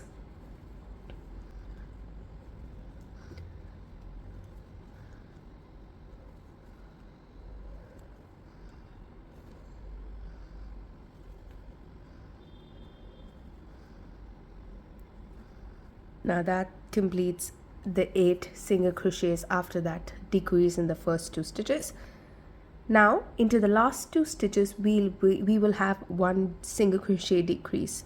So we insert our hook under both the loops, pull up a loop, we go back into both the loops of the next stitch, pull up a loop. So now we have 3 loops on our hook, we yarn over and pull through all 3 loops. So now you can already see that we are having this slant slope which is decreasing. Now we chain twice, because our next row is going to be a row full of double crochets. We flip our work around. We'll work 1 double crochet into each of the stitches of the previous row. So we should have a total of 10 single crochets in this row. So we go into that first stitch, make a double crochet, and we continue making 1 double crochet into each of the stitches till we reach the end of the row. I'm just completing the 10th double crochet of this row. Now we'll chain once and we'll flip our work around. This time we will work like we did in the row previous to this double crochet, in that single crochet row. We will make 1 decrease in the start and the end of the row. So the first stitch, we insert our hook into that first stitch, we pull up a loop, we insert our hook into the second stitch and we pull up a loop, we yarn over and pull through all 3 loops. So that's our decrease and that's our first stitch. Now we will have 6 regular single crochets in the following 6 stitches. So that's my first single crochet. I'm just going to continue and make 5 more such single crochets.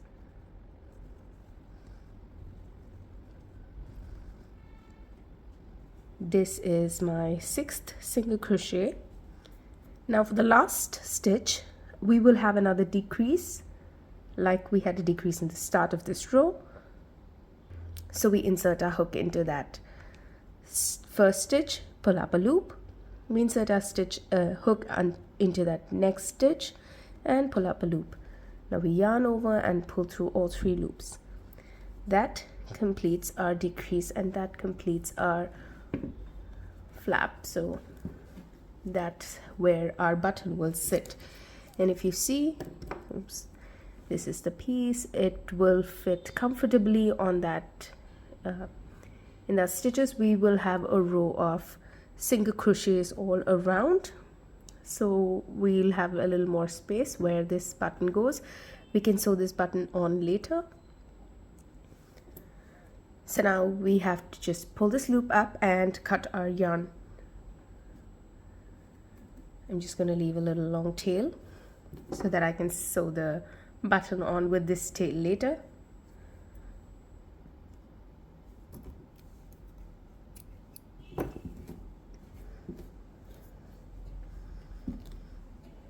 So now this completes this row.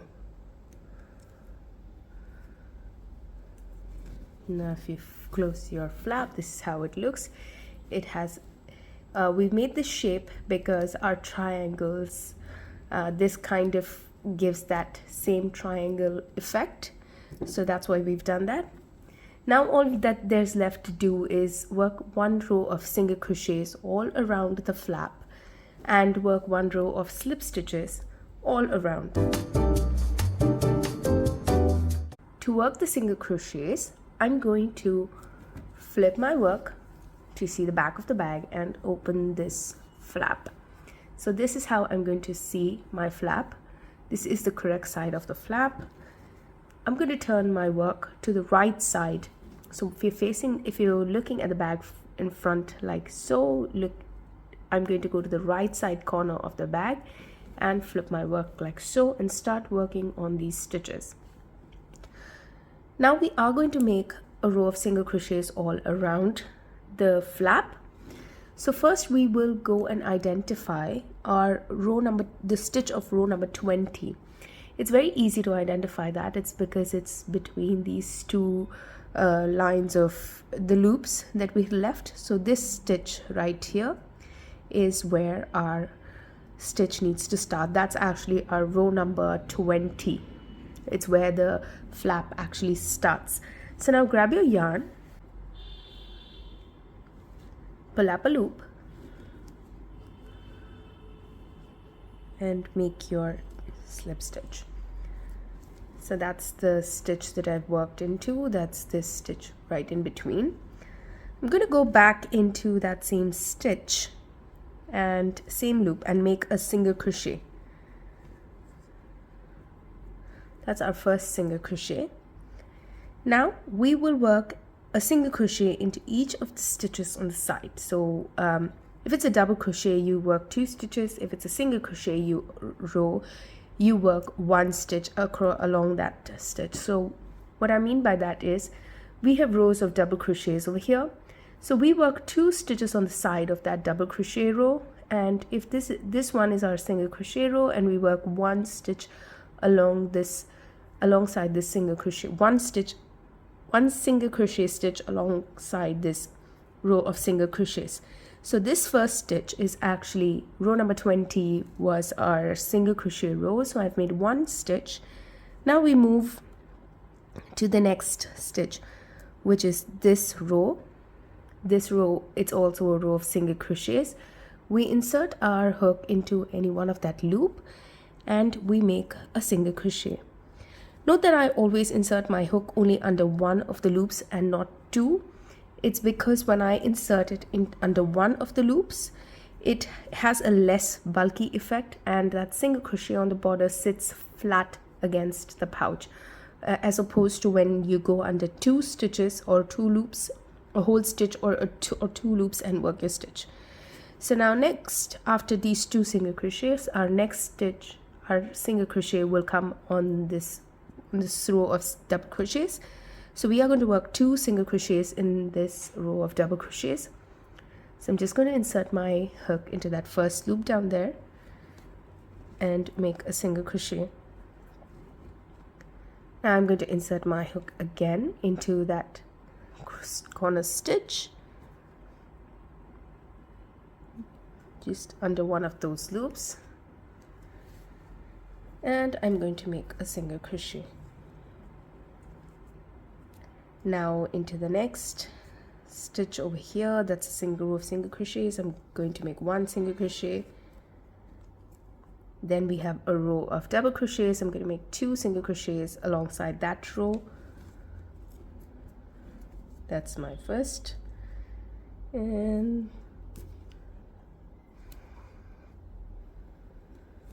that is the second. Now we have a row of single crochets, so that's 1 single crochet against that row, a double crochet, so 2 stitches, so on and so forth. Now I've reached this last row of single crochets. I'm going to make 2 single crochets in that corner stitch. So I'm just going to go into that loop down there, and I'm going to make 2 single crochets in that loop on the side of that single crochet row. So that's 2 single crochets. Now we flip our work to look at the edge, the other edge of the other flap of the flap, so the top part. Now this single crochet on the side of which we just made our single crochets, we're going to go on under both the loops of that single crochet on the top, and we are going to make 2 single crochets in that stitch. Oops, sorry. So now let me just do that again. So now this is a stitch on the side where we had 2 single crochets. So now we face the top of that single crochet. We go under both these loops, and we will make 2 single crochets in that stitch. So that's 1 and 2. We're making multiple stitches in the corner so that we have a sharper looking corner for the bag. Now we will make 1 single crochet into each of the stitches till we reach this stitch right here. This should be the 20th stitch of the base of the bag. So now once you've made 2 single crochets, you will have 19 stitches till you reach this space right here. Once we've completed single crochets till we reach this stitch right here, just complete it, and I will show you how we work our stitches on top of this on this side. So now I'm just going to work 1 single crochet into each of the stitches till I reach that stitch before where this piece starts. Now I'm on that last stitch before I reached that space, so I just have 1 stitch to go. That's my last stitch. Now you can see that your single crochet actually is in line with half of that stitch on the next row. So that's a double crochet row, and you've already covered half of that stitch. So in that double crochet row, we won't make a stitch in the bottom half of that double crochet. We'll just make 1 on the top half of that double crochet. So now if you see closely, this is the bottom half and this is the top half. So I'm just going to insert my needle into that top half of that double crochet and make a single crochet.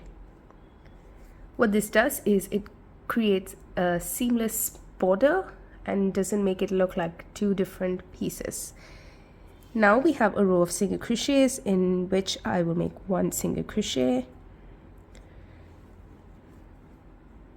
Then we have a row of double crochets against which I'll make 2 single crochets. That's 1.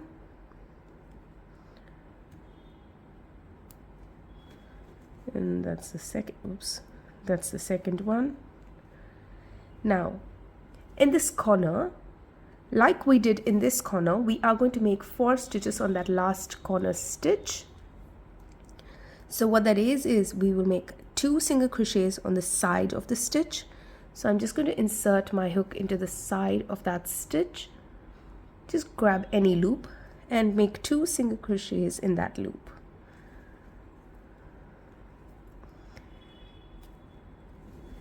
Now we'll make 2 single crochets on the top of that stitch. Now we've made this stitch on the side of that stitch. Now we'll make 2 single crochets on the top of that stitch. So once you do that, you have that. Don't worry about this. This is that yarn that I haven't woven in. I'll just weave it in neatly later. So that's why it looks odd in that spot.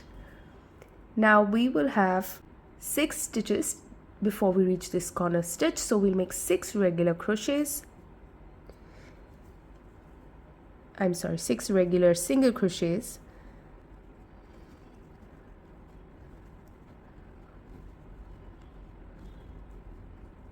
After this, in that corner stitch, we make 2 single crochets on the top of that stitch. That's 1 and 2. And we'll make 2 single crochets on the side of that stitch. So just grab any one of that loop and make 2 single crochets there. So now that completes 4 stitches. Just make sure that you have the same number of stitches on both sides of your bag. Otherwise, it'll just seem lopsided. Now, that's why I'm trying to make it easy and let you know that we may be working in single crochet, so we have 1 stitch, and double crochets we have 2. That's a gauge to, that's kind of your guideline to make the same number of stitches. Now we worked in that row of single crochets. And so then the next row is a row of double crochets where we'll work 2 single crochets against that double crochet row. That's 1 and 2. Now we have a row of single crochets. We work 1 single crochet against that row. And now, like we did on this side, we are only going to work 1 stitch on the top half of this double crochet. So into 1, insert your hook into the top half of that double crochet and make a single crochet. Now after this, we are not going to work into the lower part of the double crochet. Instead, we're just going to turn our work straight and work straight into that next available stitch. So just insert your hook into this stitch right here and make a single crochet. It won't seem like there's a gap. It won't seem like there is any gap because this stitch, the height of the stitch actually comes up to this stitch right here. So now we continue doing the same thing. We work 1 single crochet into each of the stitches till we reach the corner, where we work 2 single crochets on the top half and 2 single crochets on the side of that stitch. Then we work 1 single crochet into each of the single crochet rows and 2 single crochets against each of the double crochet rows all the way till we reach this stitch right here. Once you come to this stitch, this will be the last stitch. Just make a single crochet and do not cut your yarn. We will continue working around the bag with the yarn. So just complete your stitches, get to the other side of the flap, and I'll show you what we do next. And then I'm on that last single crochet for the border of our flap, and you can already see that this border has made that flap sturdier. Now after this stitch, we are going to look at the side of the bag. You can see that this is the first available stitch that you can see, and that's actually the stitch where we've made this front post single crochet. Now we are going to insert our hook in between that stitch, and we are going to work a slip stitch on the back loop only of that stitch. So we insert our hook like so in the back loop only of that stitch, pull up a loop and make a slip stitch. We go into the following stitch, into the back loop only, we make 1 slip stitch. We continue making one slip stitch into each of the stitches into the back loops only, and work our way all along the front of the bag. Then we'll work to the side, and once you reach this corner, this stitch, once you reach this stitch right here where you have this front post single crochet, once you reach that stitch, you directly slip stitch into that single crochets on the flap of the bag. So from this slip stitch right here, we'll jump to this stitch, make one slip stitch into each of the stitches all around, and we will come and end our slip stitches back into this space where we just started working our slip stitches. So just work one slip stitch blindly into each of the stitches that we have. And now, since we've got one row of single crochets all around, it'll be very easy to just work into the back loops only of each of these stitches. And we also, of course, have these neat stitches on top, so it's going to be very easy to work one slip stitch into each of these stitches. So just complete working slip stitches all around. Once you reach this end, once you come back to this space right here, you can cut your yarn. If you come back, I will show you how to join this yarn seamlessly without having a slip stitch involved in that joint. So I'll meet you guys back once you've completed your slip stitches all around the bag. Now I've just completed my last slip stitch. Technically, you'll just pull up a loop and just cut your yarn and pull this yarn out. I have come to the end of this spool, so that's the end of my yarn, and I have a long tail left, but you would have a shorter one. Now this is our last slip stitch. Now we are going to weave this tail in such a way that it's going to sit on top of this single crochet, the first slip stitch, and it's just going to sit like we've not made any slip stitches, and it's just going to look like it's an infinite stitch, so it's just going to look seamless. So now after this last slip stitch, you insert your hook into the second slip stitch. So this was the first ever slip stitch that we made to start this row. So now we insert our hook under the second stitch like so. We grab this yarn that we have pulled out from the last stitch and pull it through that second stitch. Now you can see that this loop is already sitting on top of that first slip stitch that we had made. Now pull this yarn back like so, making a cross, and insert your hook under the last slip stitch. So this was the last slip stitch. I'm inserting my hook from under that stitch and pulling my hook up, and I'll pull this loop through that stitch to the back. Now you can see that we've created a false stitch on top of the real stitch, which looks like it just looks like a real stitch, and even though it is not a real stitch, it's a joint, we have made a slip stitch in that invisible format. So now I like to do this for the bag, and I will weave this tail in. So now your joint is complete and invisible. Let me just zoom out and show you our bag so far. This is how the pouch looks so far. The flap complete. Of course, we have to sew in the button and weave in our ends. Our handle is complete and it looks quite flawlessly joined. All that's left to do is attach the card pouch with the flap on. That's what we're going to do next. And of course, we have the button to sew on. So if you're not going to make the card pouch, just go to the section where I show where to sew the button on. I'll give you a rough indication of where the button goes on. So if you're not going to make the card pouch, just go to that section. I'll put the timings down in the description box below, so you can just go and attach the button and forget about the card pouch. But I think the card pouch is completely necessary for a mobile pouch that is completely mesh-like. to at least put some of your cards and money secure without being visible in public eye. So that's why. So I'm going to get to the next section where I show you how to make the card pouch and sew it onto the mobile pouch.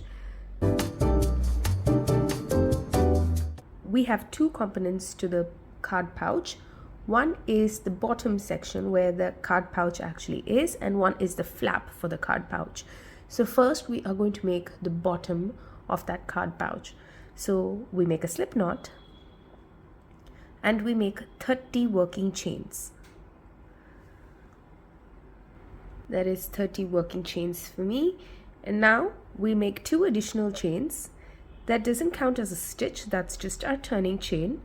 We yarn over, skip these 2 turning chains that we just made, and into the 3rd chain from the hook, we are going to make 1 double crochet. I'm going to work into the back bump of that stitch, so I'm going to skip the first 2 stitches, and into that 3rd chain from the hook, I'm going to make my first double crochet. Now I'm going to continue making 1 double crochet into each of the chains till I reach the end of that chain. So at the end of the chain, I will have a total of 30 double crochets with me. So once we've completed, I will come back and meet you guys once I've completed 30 double crochets on this chain. Now that is 30 double crochets over our 30 working chains. Now I'm going to bring this thread to the front of that double crochet. So I'm just going to insert my hook in between those stitches and pull this thread up. Now for the next row, we chain once and we turn our work around. We'll work 1 single crochet into each of the stitches of our previous row. So we will work a total of 30 single crochets in row number 2. I've reached the end of row 2. I've made 30 single crochets. Now for row 3, we will make 30 double crochets. We'll chain twice, we'll turn our work around, and we'll make 30 double crochets. So now we're going to keep alternating between double crochets and single crochets. So every odd number row is going to be a row of double crochets, and every even number row is going to be a row of single crochets. I'm going to make a total of 13 rows. My last row will be a row of double crochets, and I will have the height that I desire for my card pouch. We are alternating between these stitches to match the stitch pattern that we have in the back of our mobile pouch. So we have alternate rows of double crochets and single crochets. That's what we are making on these card pouch as well. So I will meet you guys back after I've made a total of 13 rows of alternating rows of double crochets and single crochets. So I'll meet you guys back in a bit.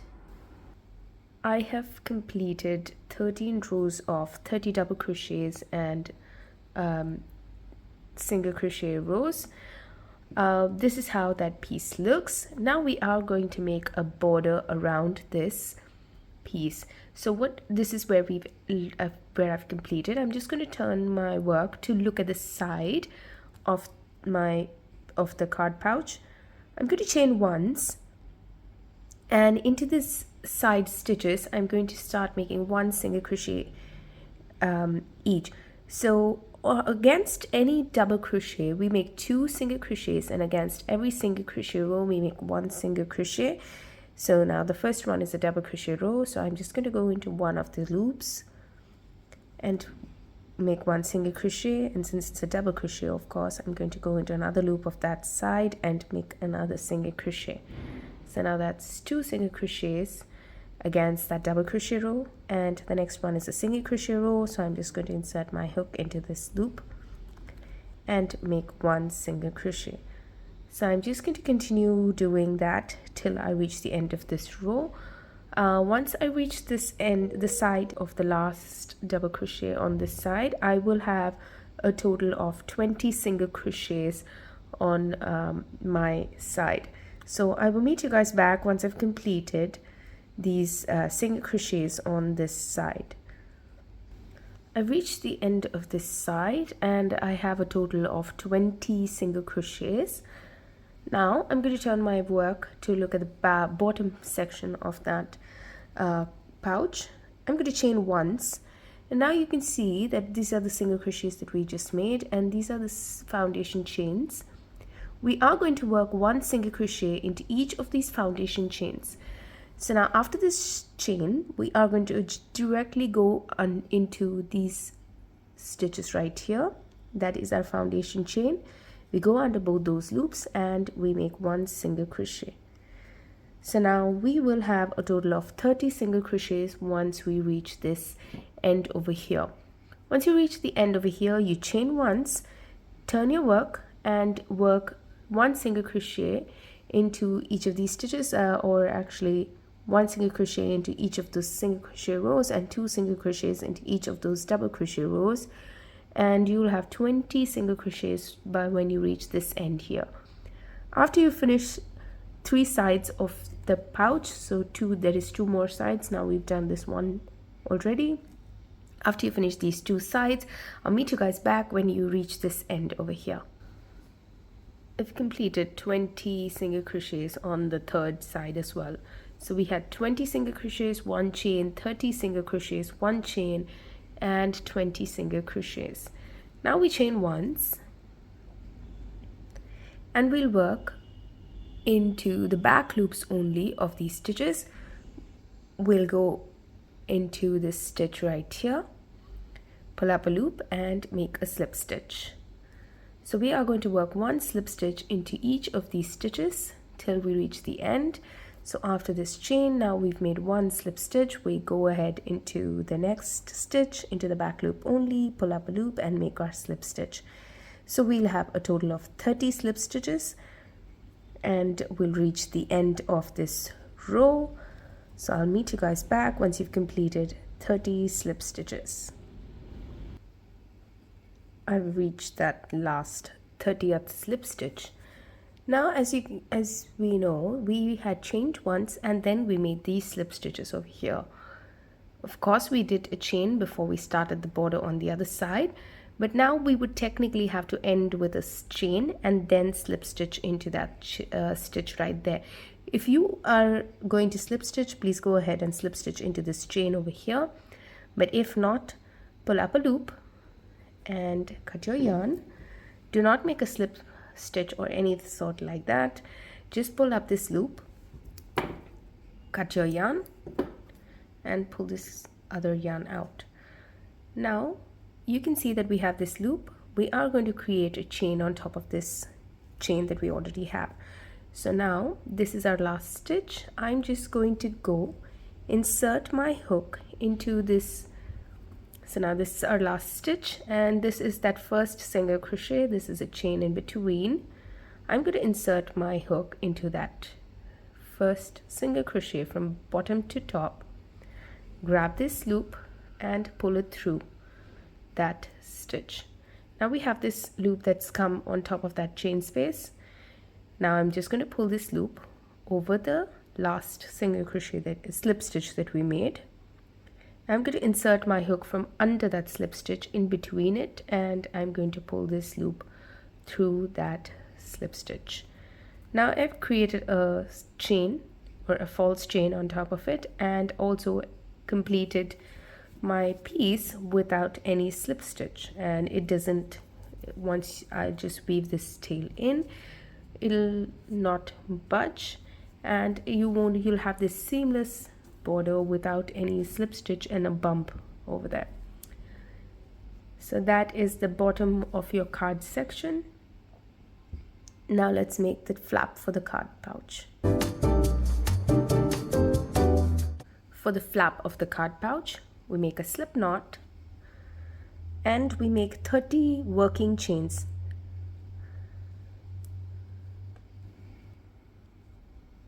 Now this is my 30 working chains. Now we are going to make one single crochet into each of these chains. So first we chain once, that's our turning chain and does not count as a stitch. And now into that second chain from the hook, I'm going to work into these back bumps of the chains. I'm going to insert my hook into that second chain from the hook and pull up a loop and make my single crochet. That's my first single crochet, and I'm going to continue making one single crochet into each of the chains. So at the end of this chain, I will have 30 single crochets. I'll meet you guys back once I've completed 30 single crochets. That is my row of 30 single crochets. For row number 2, I'm just going to pull that tail up to the top of the stitches. Trust me, doing this saves a lot of time to weave in the tails. I know it's a little annoying to weave in the tails at the end, so I like to do that so that I don't have to weave it in later. So now for row number 2, I've chained twice. I'm going to turn my work around, yarn over, and go into that first stitch. These 2 chains don't count as a stitch, they just are turning chains. We insert our hook into that first stitch and we make a double crochet. We continue making one double crochet into each of those stitches of the previous row. So at the end of row number 2, we'll have a total of 30 double crochets. Now for row number 2, it's row full of double crochets. We make a third row which is full of single crochets and a fourth row filled with double crochets. So our row number 1, 3 are 30 single crochets, and row number 2 and 4 are 30 double crochets. Since it's the flap, it's not too long. I'm only going to make it four rows long, so that's the first row complete. We've just started the second row. I'm going to make a third row of single crochets and a fourth row of double crochets, and I will meet you guys back to show you how we make the border for this piece. I've completed my 4 rows. So first single crochet, double crochet, single crochet and double crochet rows. So now that's my 4 rows complete. Now I'm going to turn my work to see the side of that piece. I'm going to chain once, and I'm going to work a total of 6 single crochets in the sides, 2 single crochets against each of the double crochet rows, 1 single crochet against the single crochet row, 2 single crochets against the double crochet row, and then 1 single crochet against that single crochet row. So that's how I'm going to do it. So I'm just going to go under that loop and make my single crochet. At the end of this side, I will have a total of 6 single crochets on.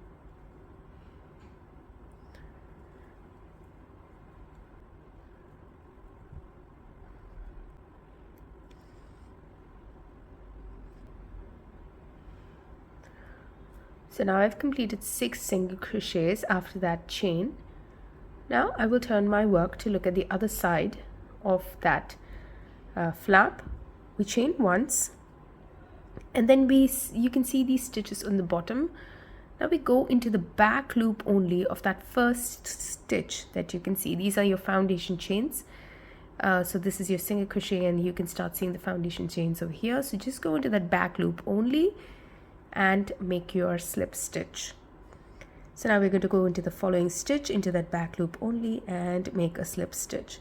We're going to continue doing that till we reach the end of this side. So at the end of this side, we will have a total of 30 slip stitches, after which we will make a chain. Once you reach this end, we'll make a chain, and you work your way back to the top of this flap. So once you come to the end of this side with 30 slip stitches, you chain once and work 1 single crochet. You work total of 6 single crochets like we did on this side. And then once you reach this corner, I will meet you guys back and we will do the rest of the stitches together, the 4th side together. So just complete these 2 additional borders. We've completed 1. Complete the rest of the 2 borders and we'll do the 4th side together. I have just worked the 6th single crochet on the side of our flap. So after the slip stitches, the chain and 6 single crochets. Now we chain once and we're back to the top of our work. Now after this chain, we'll go into the first double crochet that you can see of row number 4. We are going to go under both those loops, pull up a loop and make a single crochet. We are going to make 1 single crochet into each of those stitches till we reach the end of this side. So we'll have a total of 30 single crochets on top of 30 double crochets of row number 4. I'm on that 30th single crochet. Now once we've completed that, to balance this side out, we have to make a chain and then slip stitch into that first single crochet on the side of our flap. Instead, what I'm going to do is I'm going to create that false chain on top of this stitch, and I'm not going to cut my yarn right now. I'm going to actually leave a long tail so that I can sew this card pouch onto the mobile pouch. If you want to have a rough idea about how much yarn to leave, you usually leave 3 times the yarn, the length of what you need to sew. So we technically need to sew 3 times the length of this flap, just one side of the flap, because only one side of the flap will be sewn on so that we can open the flap. So 3 times the length of this long side of the flap. And for this base, I'm going to use the same yarn to sew this base to the main pouch as well. So you need 3 times the yarn of 3 sides of your card pouch base. So that's the 2 small sides and 1 big side. So you leave that much yarn and then cut it. So I'm just going to mark that first. Plus you leave a little more for the knots and for the end. So you just leave maybe 3 or 4 inches, a little more than the 3 times of the length that we need to sew. That's 1.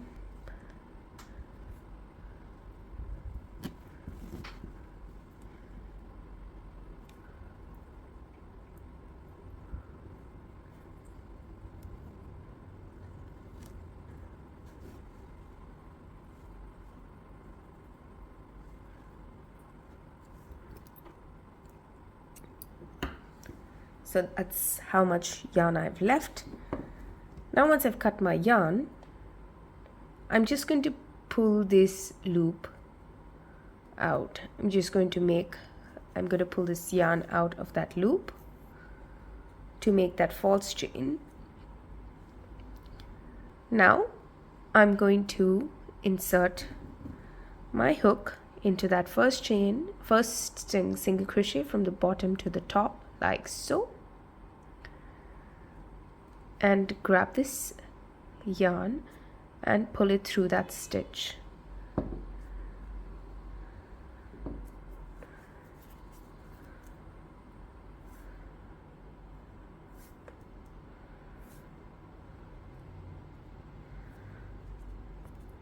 Now I'm going to get this yarn back to that last stitch, the last single crochet.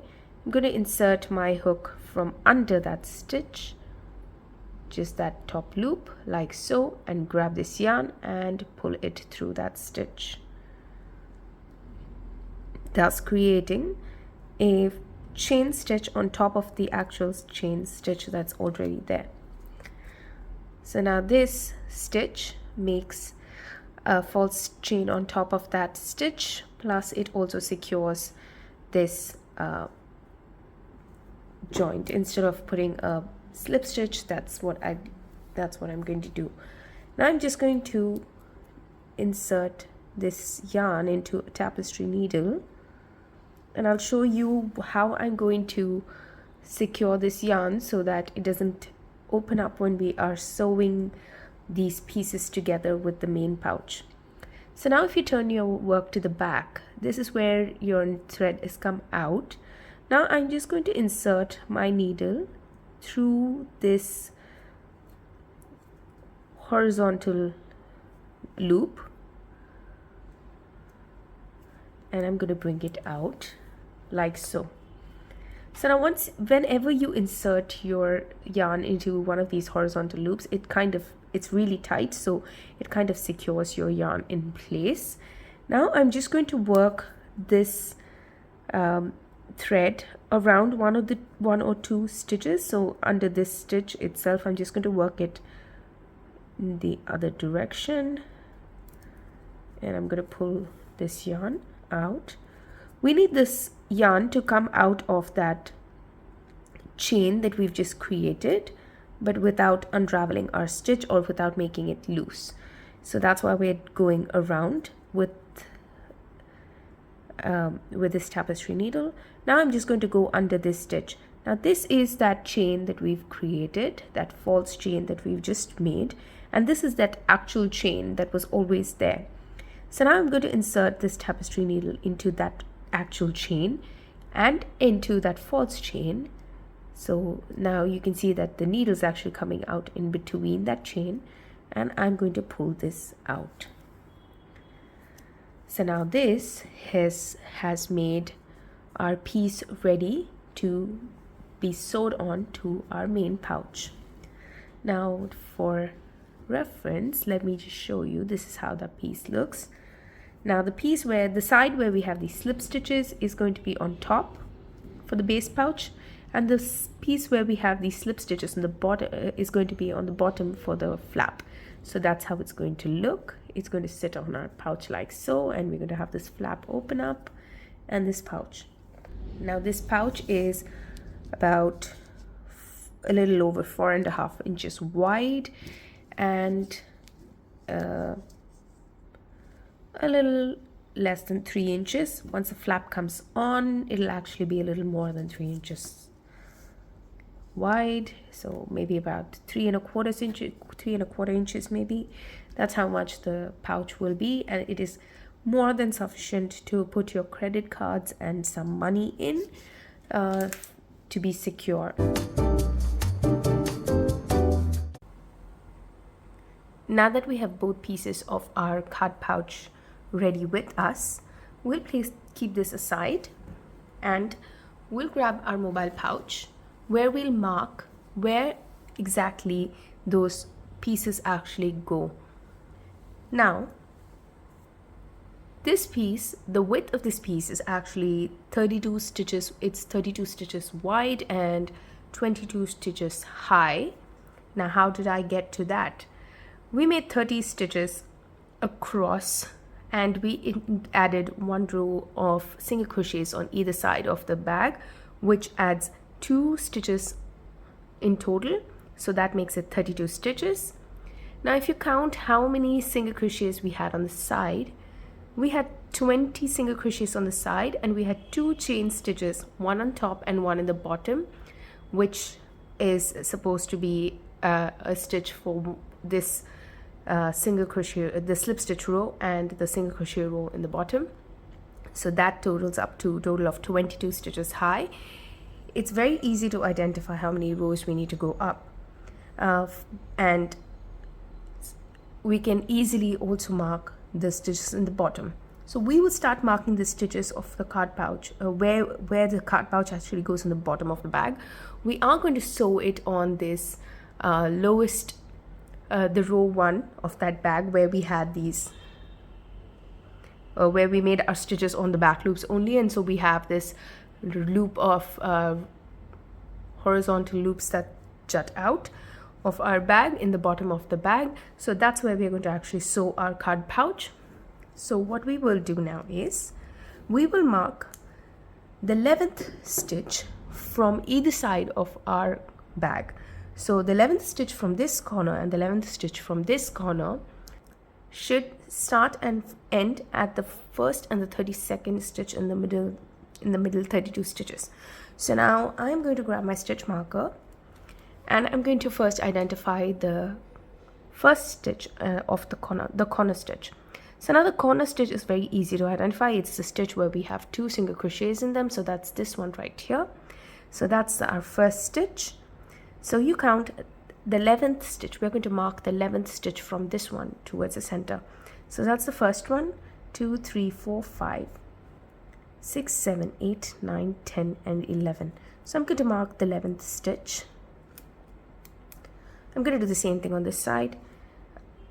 So that's the first one.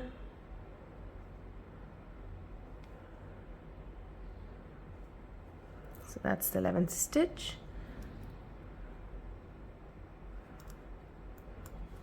Now we'll mark 22 stitches up. You can choose to count 22 stitches by counting 1 stitch for a single crochet row and 2 stitches for a double crochet row, or you can simply do this. The lower part of our bag is actually a single crochet, of our card pouch is a single crochet. We made it such that it actually coincides with the pattern of our bag. So our first stitch on the bag is also a single crochet row. You count how many rows we've made. So 1 single crochet row, the second one is a double crochet row. So we just count the number of rows. That's 1, 2, 3, 4, 5, 6, 7, 8, 9, 10, 11, 12, 13, 14. And we count the slip stitch row as row number 15. So we have a total of 15 rows. We will mark the 15th row from the bottom. Just grab any stitch marker. We'll mark 15 rows from the bottom somewhere in between, and then we will mark the 32 stitches in between. So this is our first row. That's 1, 2, 3, 4, 5, 6, 7, 8, 9, 10, 11, 12, 13, 14, and 15. This row of single crochets is our 15th row. I'm just going to place a stitch marker in between so that we know that's the row that we have to mark the corners for that card pouch in. So that's done. Now we will mark the middle 32 stitches. You can choose to count the 11th stitch from either side and mark it like we did in the bottom, or you can choose to just run your needle along the stitches. Because your stitches are actually sitting one on top of the other, it'll be very easy to go up to that 15th row. Now we have to just come to this row. So what I'm going to do is I'm just going to run this needle. Now if you see, this is a stitch that sits on where the stitch marker is on this loop. So we just run this needle right up to that point where we have that pink stitch marker. So this is that row where we have that pink stitch marker. What I'm going to do is I'm just going to grab a stitch marker and mark that stitch. So this is that stitch where our card pouch will end. So this is the bottom, this is the top of that card pouch. We do the same thing on the other side. We'll do the same thing on this side.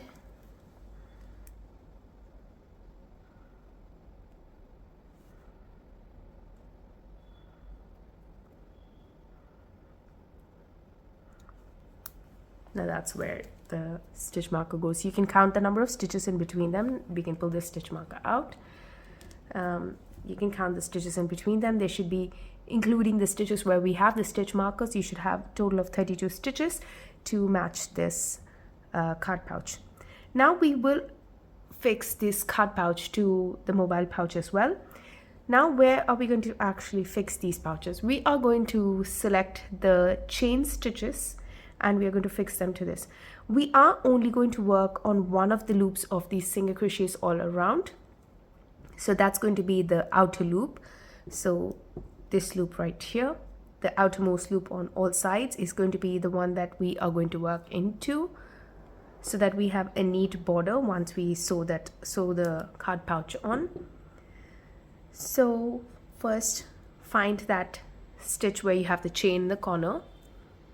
It's very easy to identify because that's the stitch where you do not have that base. So now that is the corner stitch where we have the chain. I'm just going to pull this loop on the outside. Now how do you identify what is actually the lower part and what is the upper part?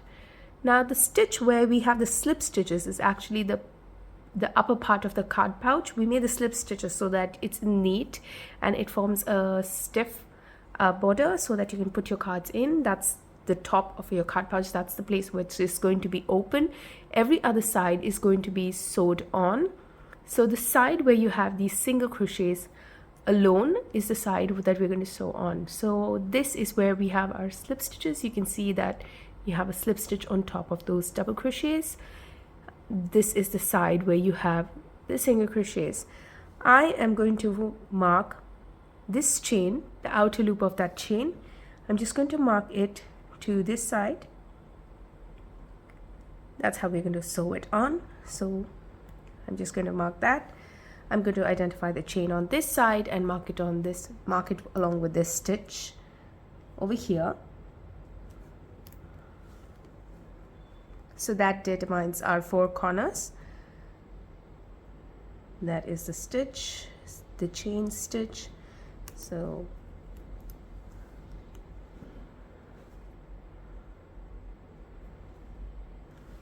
once you've done that, just keep this like so. Now grab the flap of your card pouch. The tail that we'd left will be starting on this side. If your flap is longer and you have a different length flap, this is the same. It has the same system. The stitches which have the slip stitches in the bottom, that's going to be on the bottom. That's the place where you're going to open the flap.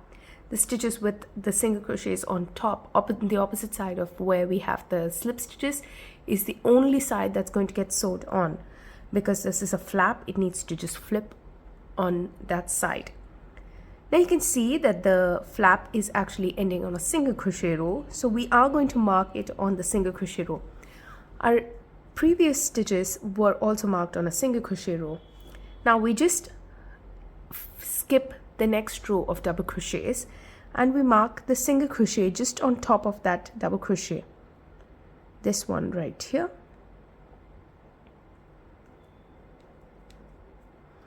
And we're going to do the same on this side. So I'm just going to grab my stitch marker and mark the single crochet on top of this stitch where we had marked the single crochet row.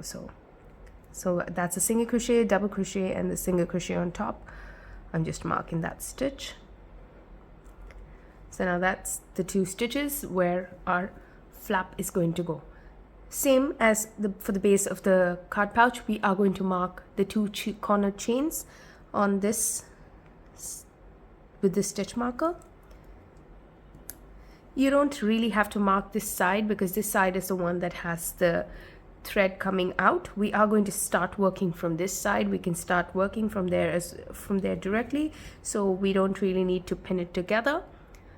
So now that we have all our pieces attached, all we have left to do is sew it on. I will zoom in and I will show you how I'm actually going to sew this piece onto the base of the bag. I have zoomed in close. Now I'm going to flip this bag like so. We are going to work, this is the top of our flap. We are going to work across the flap to the other side of the flap, and it's just going to be easier if you're facing it this way. So now our thread is already coming out. We had made sure that it's coming out of this stitch from the middle of the stitch.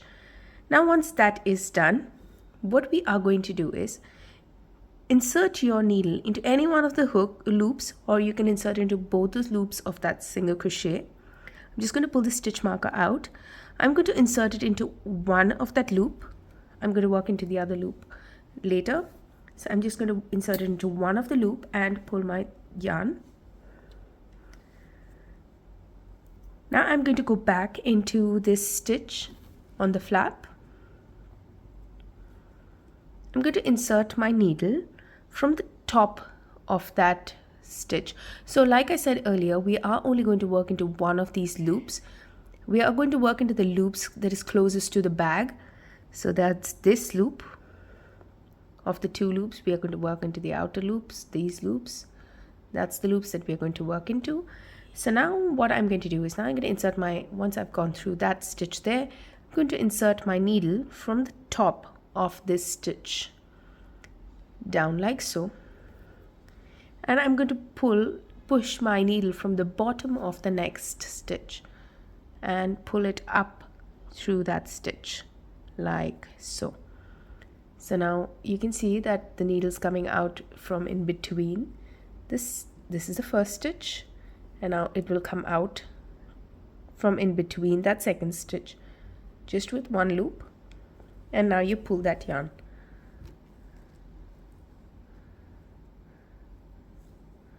and I'm going to just pull it tight so that it sits flush against the pouch. Now once your yarn is already there, now we'll go back into the first stitch. I'm just going to keep it loose so you can see for now, but in your case you will tighten your work and you won't let this be loose at all. It'll just be tight, so it'll be really tight against each other so that you don't have any gaps. Now once I've worked this stitch, I will put my needle back into this first stitch.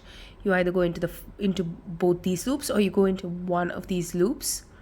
I'm just going to go into one of the loop, and I'm going to go into the loop of the next stitch. I'm going to go into one of the loops of the next stitch. You can choose to go into both, but what happens is this stitch becomes bulky, and that's why I'm choosing to just go into one of the loops. So this is the one loop that we had left of the first stitch. That's the one that I'm going under, and I'm also going under the second loop is that one of the loops of the second stitch. So this is the second stitch, this is the first stitch, the loop that we did not go under. So I'm going under the first stitch and I'm going under the second stitch.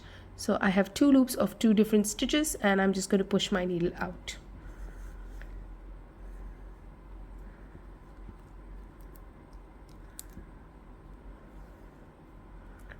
Now we'll go back and work into this stitch of your flap.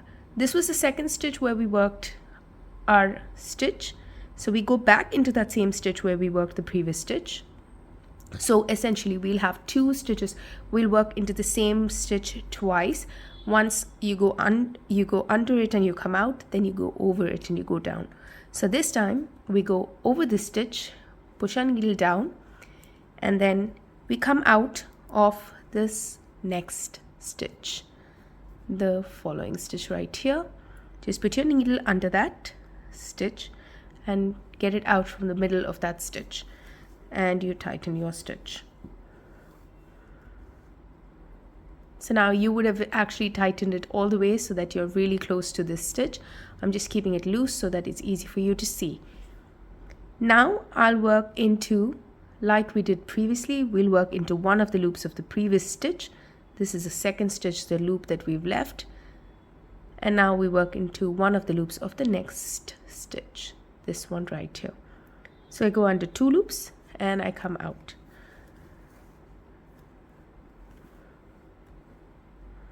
And I'll do the same on this side.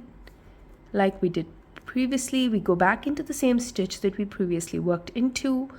From top to bottom, we push the needle out, and then we come out of the next stitch from down to up. Now once you keep doing this, you will have a set of neat stitches. So now if I tighten it, you can actually see that it sort of looks like a crochet stitch on top of this flap that's holding this flap together. So that's our intention. It'll sort of look like a single crochet that's holding this. You can see that you have two loops and it looks like a single crochet holding this flap in place. So now you continue doing this. You go zigzag from the base to the flap to the base, and you work into each stitch twice. And remember to go how I showed you in this first three stitches. Continue doing that all the way till you reach this last stitch of the flap, and then I will show you how I'm going to transition from this side to this and how we start working in these sides as well. So first I'll meet you guys back once you've completed sewing the flap onto the base of the bag.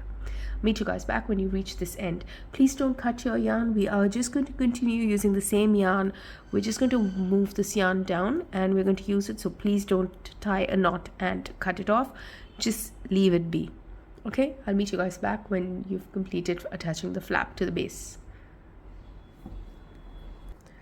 I'm on that last few stitches of joining the flap. So I've made that stitch right here. Now I have that last stitch of my flap remaining, so I'm just going to pull the stitch marker out. and I'm going to insert my stitch into the previous stitch and come out of that stitch where we had that stitch marker. So that would technically be one of your last stitches.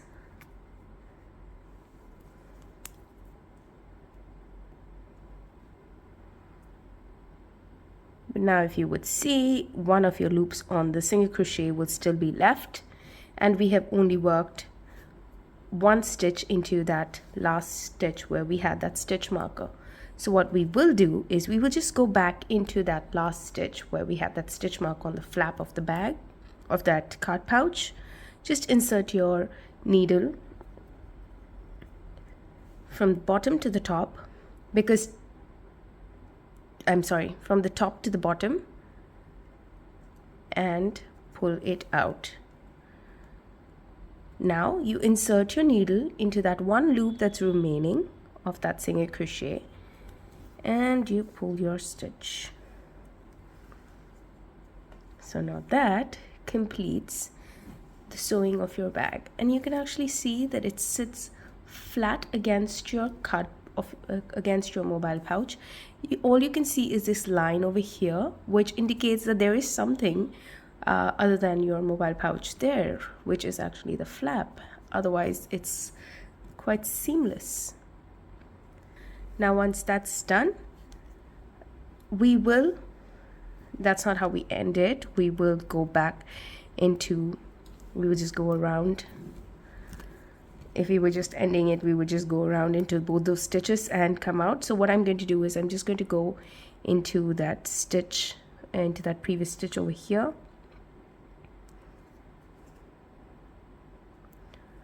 Just go under that loop. It may be hard to find because it's tight. Just go under that loop and come out of this last loop again. It's just so that it's secure. Okay. So now once that is done, what we are going to do is we're not going to cut our yarn or make a knot. We are just going to, like we would do if we had a tail over at the end, we are just going to work this thread, this needle, into these stitches such that this thread is hidden. This yarn is hidden, but it moves down towards this stitch. So now once that's done, I'm just going to go under these stitches and come to the other side. There's no hard and fast rule that this is how you're supposed to do it. You can just go into any of the stitches that are convenient for you. So now once I do that, I've reached that stitch where we have to mark, where we have the stitch marker. Now in this stitch, I'm going to go into both those loops. I'm not going to go into one of those loops like I did on top. I'm just going to go into both those loops. So I'm going to pull the stitch marker out and just going to mark this chain over there. So now I'm going to go into both these loops and come out to the left. We are going to work down this way, so I'm just going from in to out.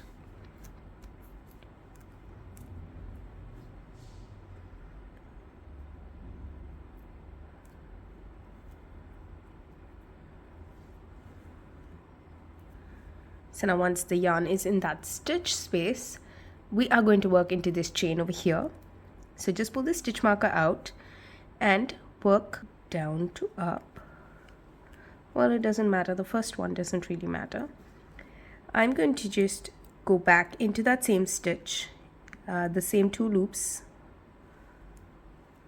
You can go into any one or you can go into both. I'm just going to go into one of those loops, the second one preferably.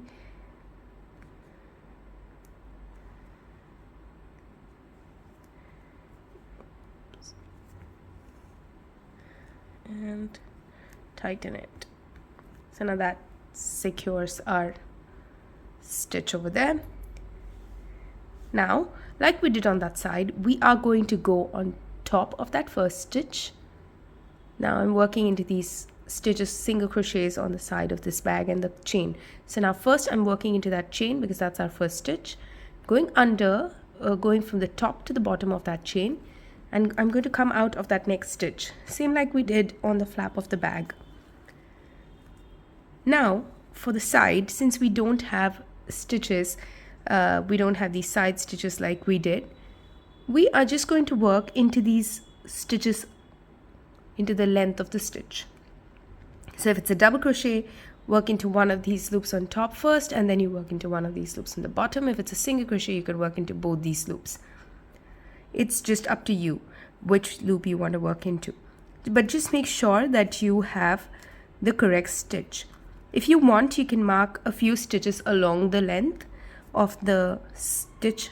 So now you know that this is the stitch that you're going to work into, so you can just mark a couple of stitches in between. So you can mark this one right here,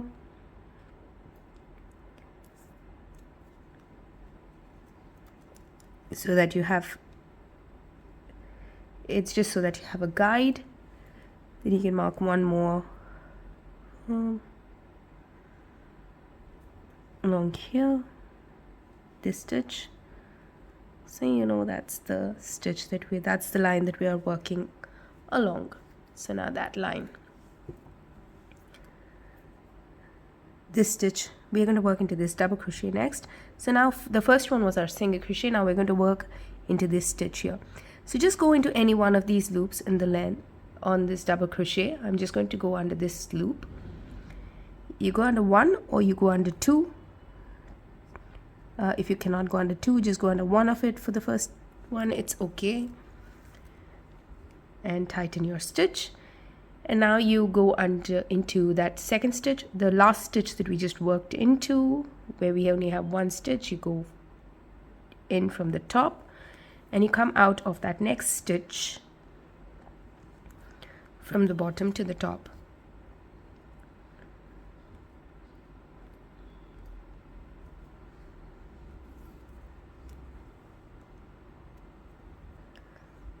Now once you've done that, you go back into that double crochet. You work either into the same loop that you did first, and then you go into another loop in the bottom and you pull your needle out.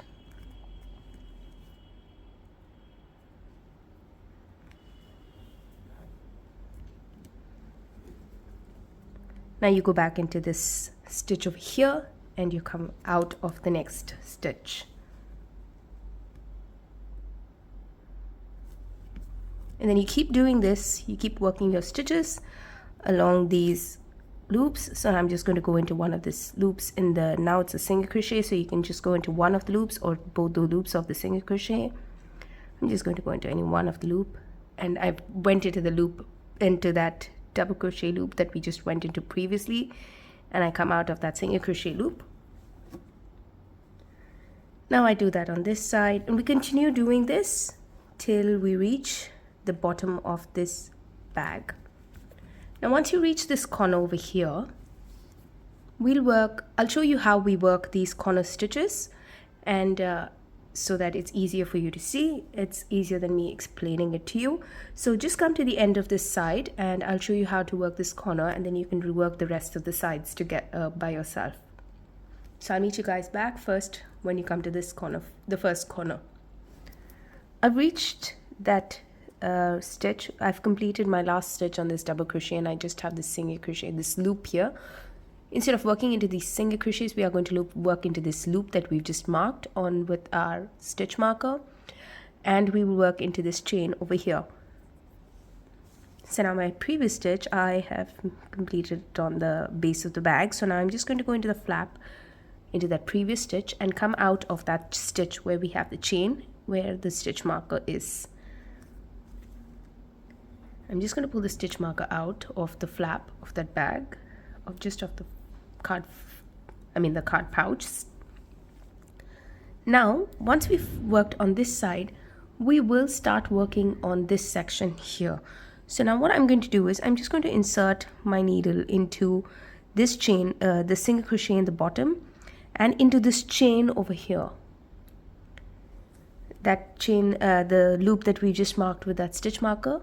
I'm just going to pull that stitch marker out, and I'm going to pull my yarn through.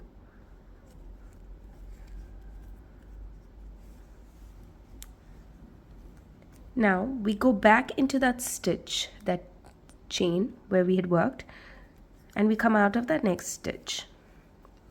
As per, that chain also only has 2 stitches in it. So now that's 2.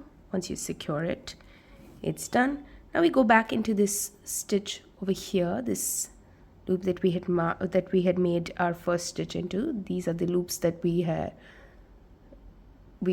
marked, one of that loop. So I'm just going to go back into that loop. I'm going to come out, and I'm going to go under the next loop and come out of it. So we're going to follow the same thing that we do on this side, where we have the single crochets for this side as well. So we go under this previous stitch from the top, we go down, we come out of the next stitch from the bottom to the top. Now we go into this previous stitch from the bottom, from the top, and we come out of the next stitch from the bottom to the top. So we are just going to do this zigzag stitch into the next one, top to bottom and bottom to top on the next stitch. Oops, this keeps getting knot. Tighten it. Now top to bottom in this previous stitch and bottom to top into that next stitch.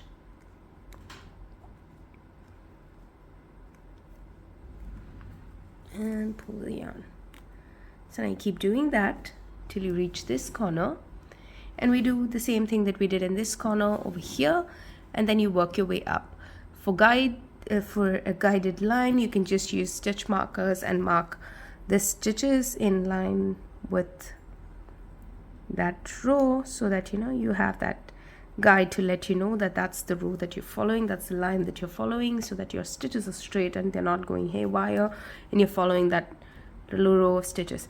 And now you can see that these stitches that we made, the slip stitches that we made, have actually helped us a lot, because your stitch sits right on top of each other. It's not slanting or anything, it's just straight right on top of each other, which will help us sew this easily.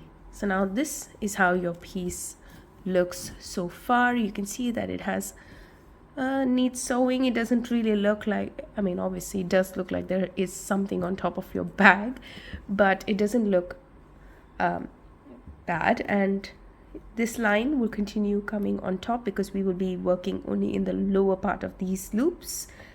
So now you can already see these are your sewed loops. You can start seeing that this loop is visible on top over here. So that's how it's going to look. So now sew all of this together. Once you reach this end over here, tie a knot and cut your yarn. You weave in the tail and sew in press buttons over here. So find the center spot of your flap and sew in your button, press button, and press button in the bottom as well. I'm going to sew the press button, and I'll show you how the card pouch looks. After that, after I sew this card pouch, I am also going to weave in all these ends and sew in my button, magnetic button over here and on this piece. So now you have two sides for the magnetic button. Use the thinner one and sew it right in the center of this little projection that we have made. So I'm just going to sew it on like so, and that's why I left this tail over here, this thread which is long. I'm just going to use that to sew this button on. Of course, you can use regular embroidery thread as well, which matches your bag, and sew it on like so. Once you've done that, now that section, let me just zoom out a little and show you where exactly on the mobile pouch it falls. So now this is where your magnet button sits, and for the section in the bottom, you leave these first two mesh rows and you sew this one on into the third mesh and the fourth mesh row from the top. So find the center. It's very easy to find it. Just count the number of triangles from the side, or you can count the number of stitches, find the center and sew this button on. That's where this flap actually sits. Just don't pull this too tight and sew this lower, because it seems like it comes all the way down. It doesn't. We have to actually accommodate for the width of the bag. So these first two mesh rows are actually will sit right on top of the bag, or right on top, and the bottom two mesh rows will be the one that sits right on top of these two mesh rows of the bag. So these two rows. And now this button, this little protruding section sits right on top of this third and fourth mesh row. So that's why I said sew it on the third and the fourth mesh row, right in the center. Once you do that, your bag will be complete. I'm also going to add an embellishment on the top of the bag over here. It's just it's just 3 chains. I thought that looks really nice. It fits the length perfectly, and I'm just going to sew that on as well when I'm sewing the button on. So you can choose to add some other embellishment like a butterfly or a flower, or just leave it as it is as well. So it's up to you. So I'm going to sew all this, the magnetic button and this embellishment, and I will show the final look of the bag. As you can see, here is the final look of the bag. I've sewed in the card pouch and attached a button to it. Also, I've sewed in my magnet button, and it's complete. I do hope you liked the tutorial, and if you did, please leave us a thumbs up and subscribe to our channel. It means the world to us. It helps us reach more people, and it also motivates us to make more such videos. I'll see you in our next video. Until then, happy crocheting!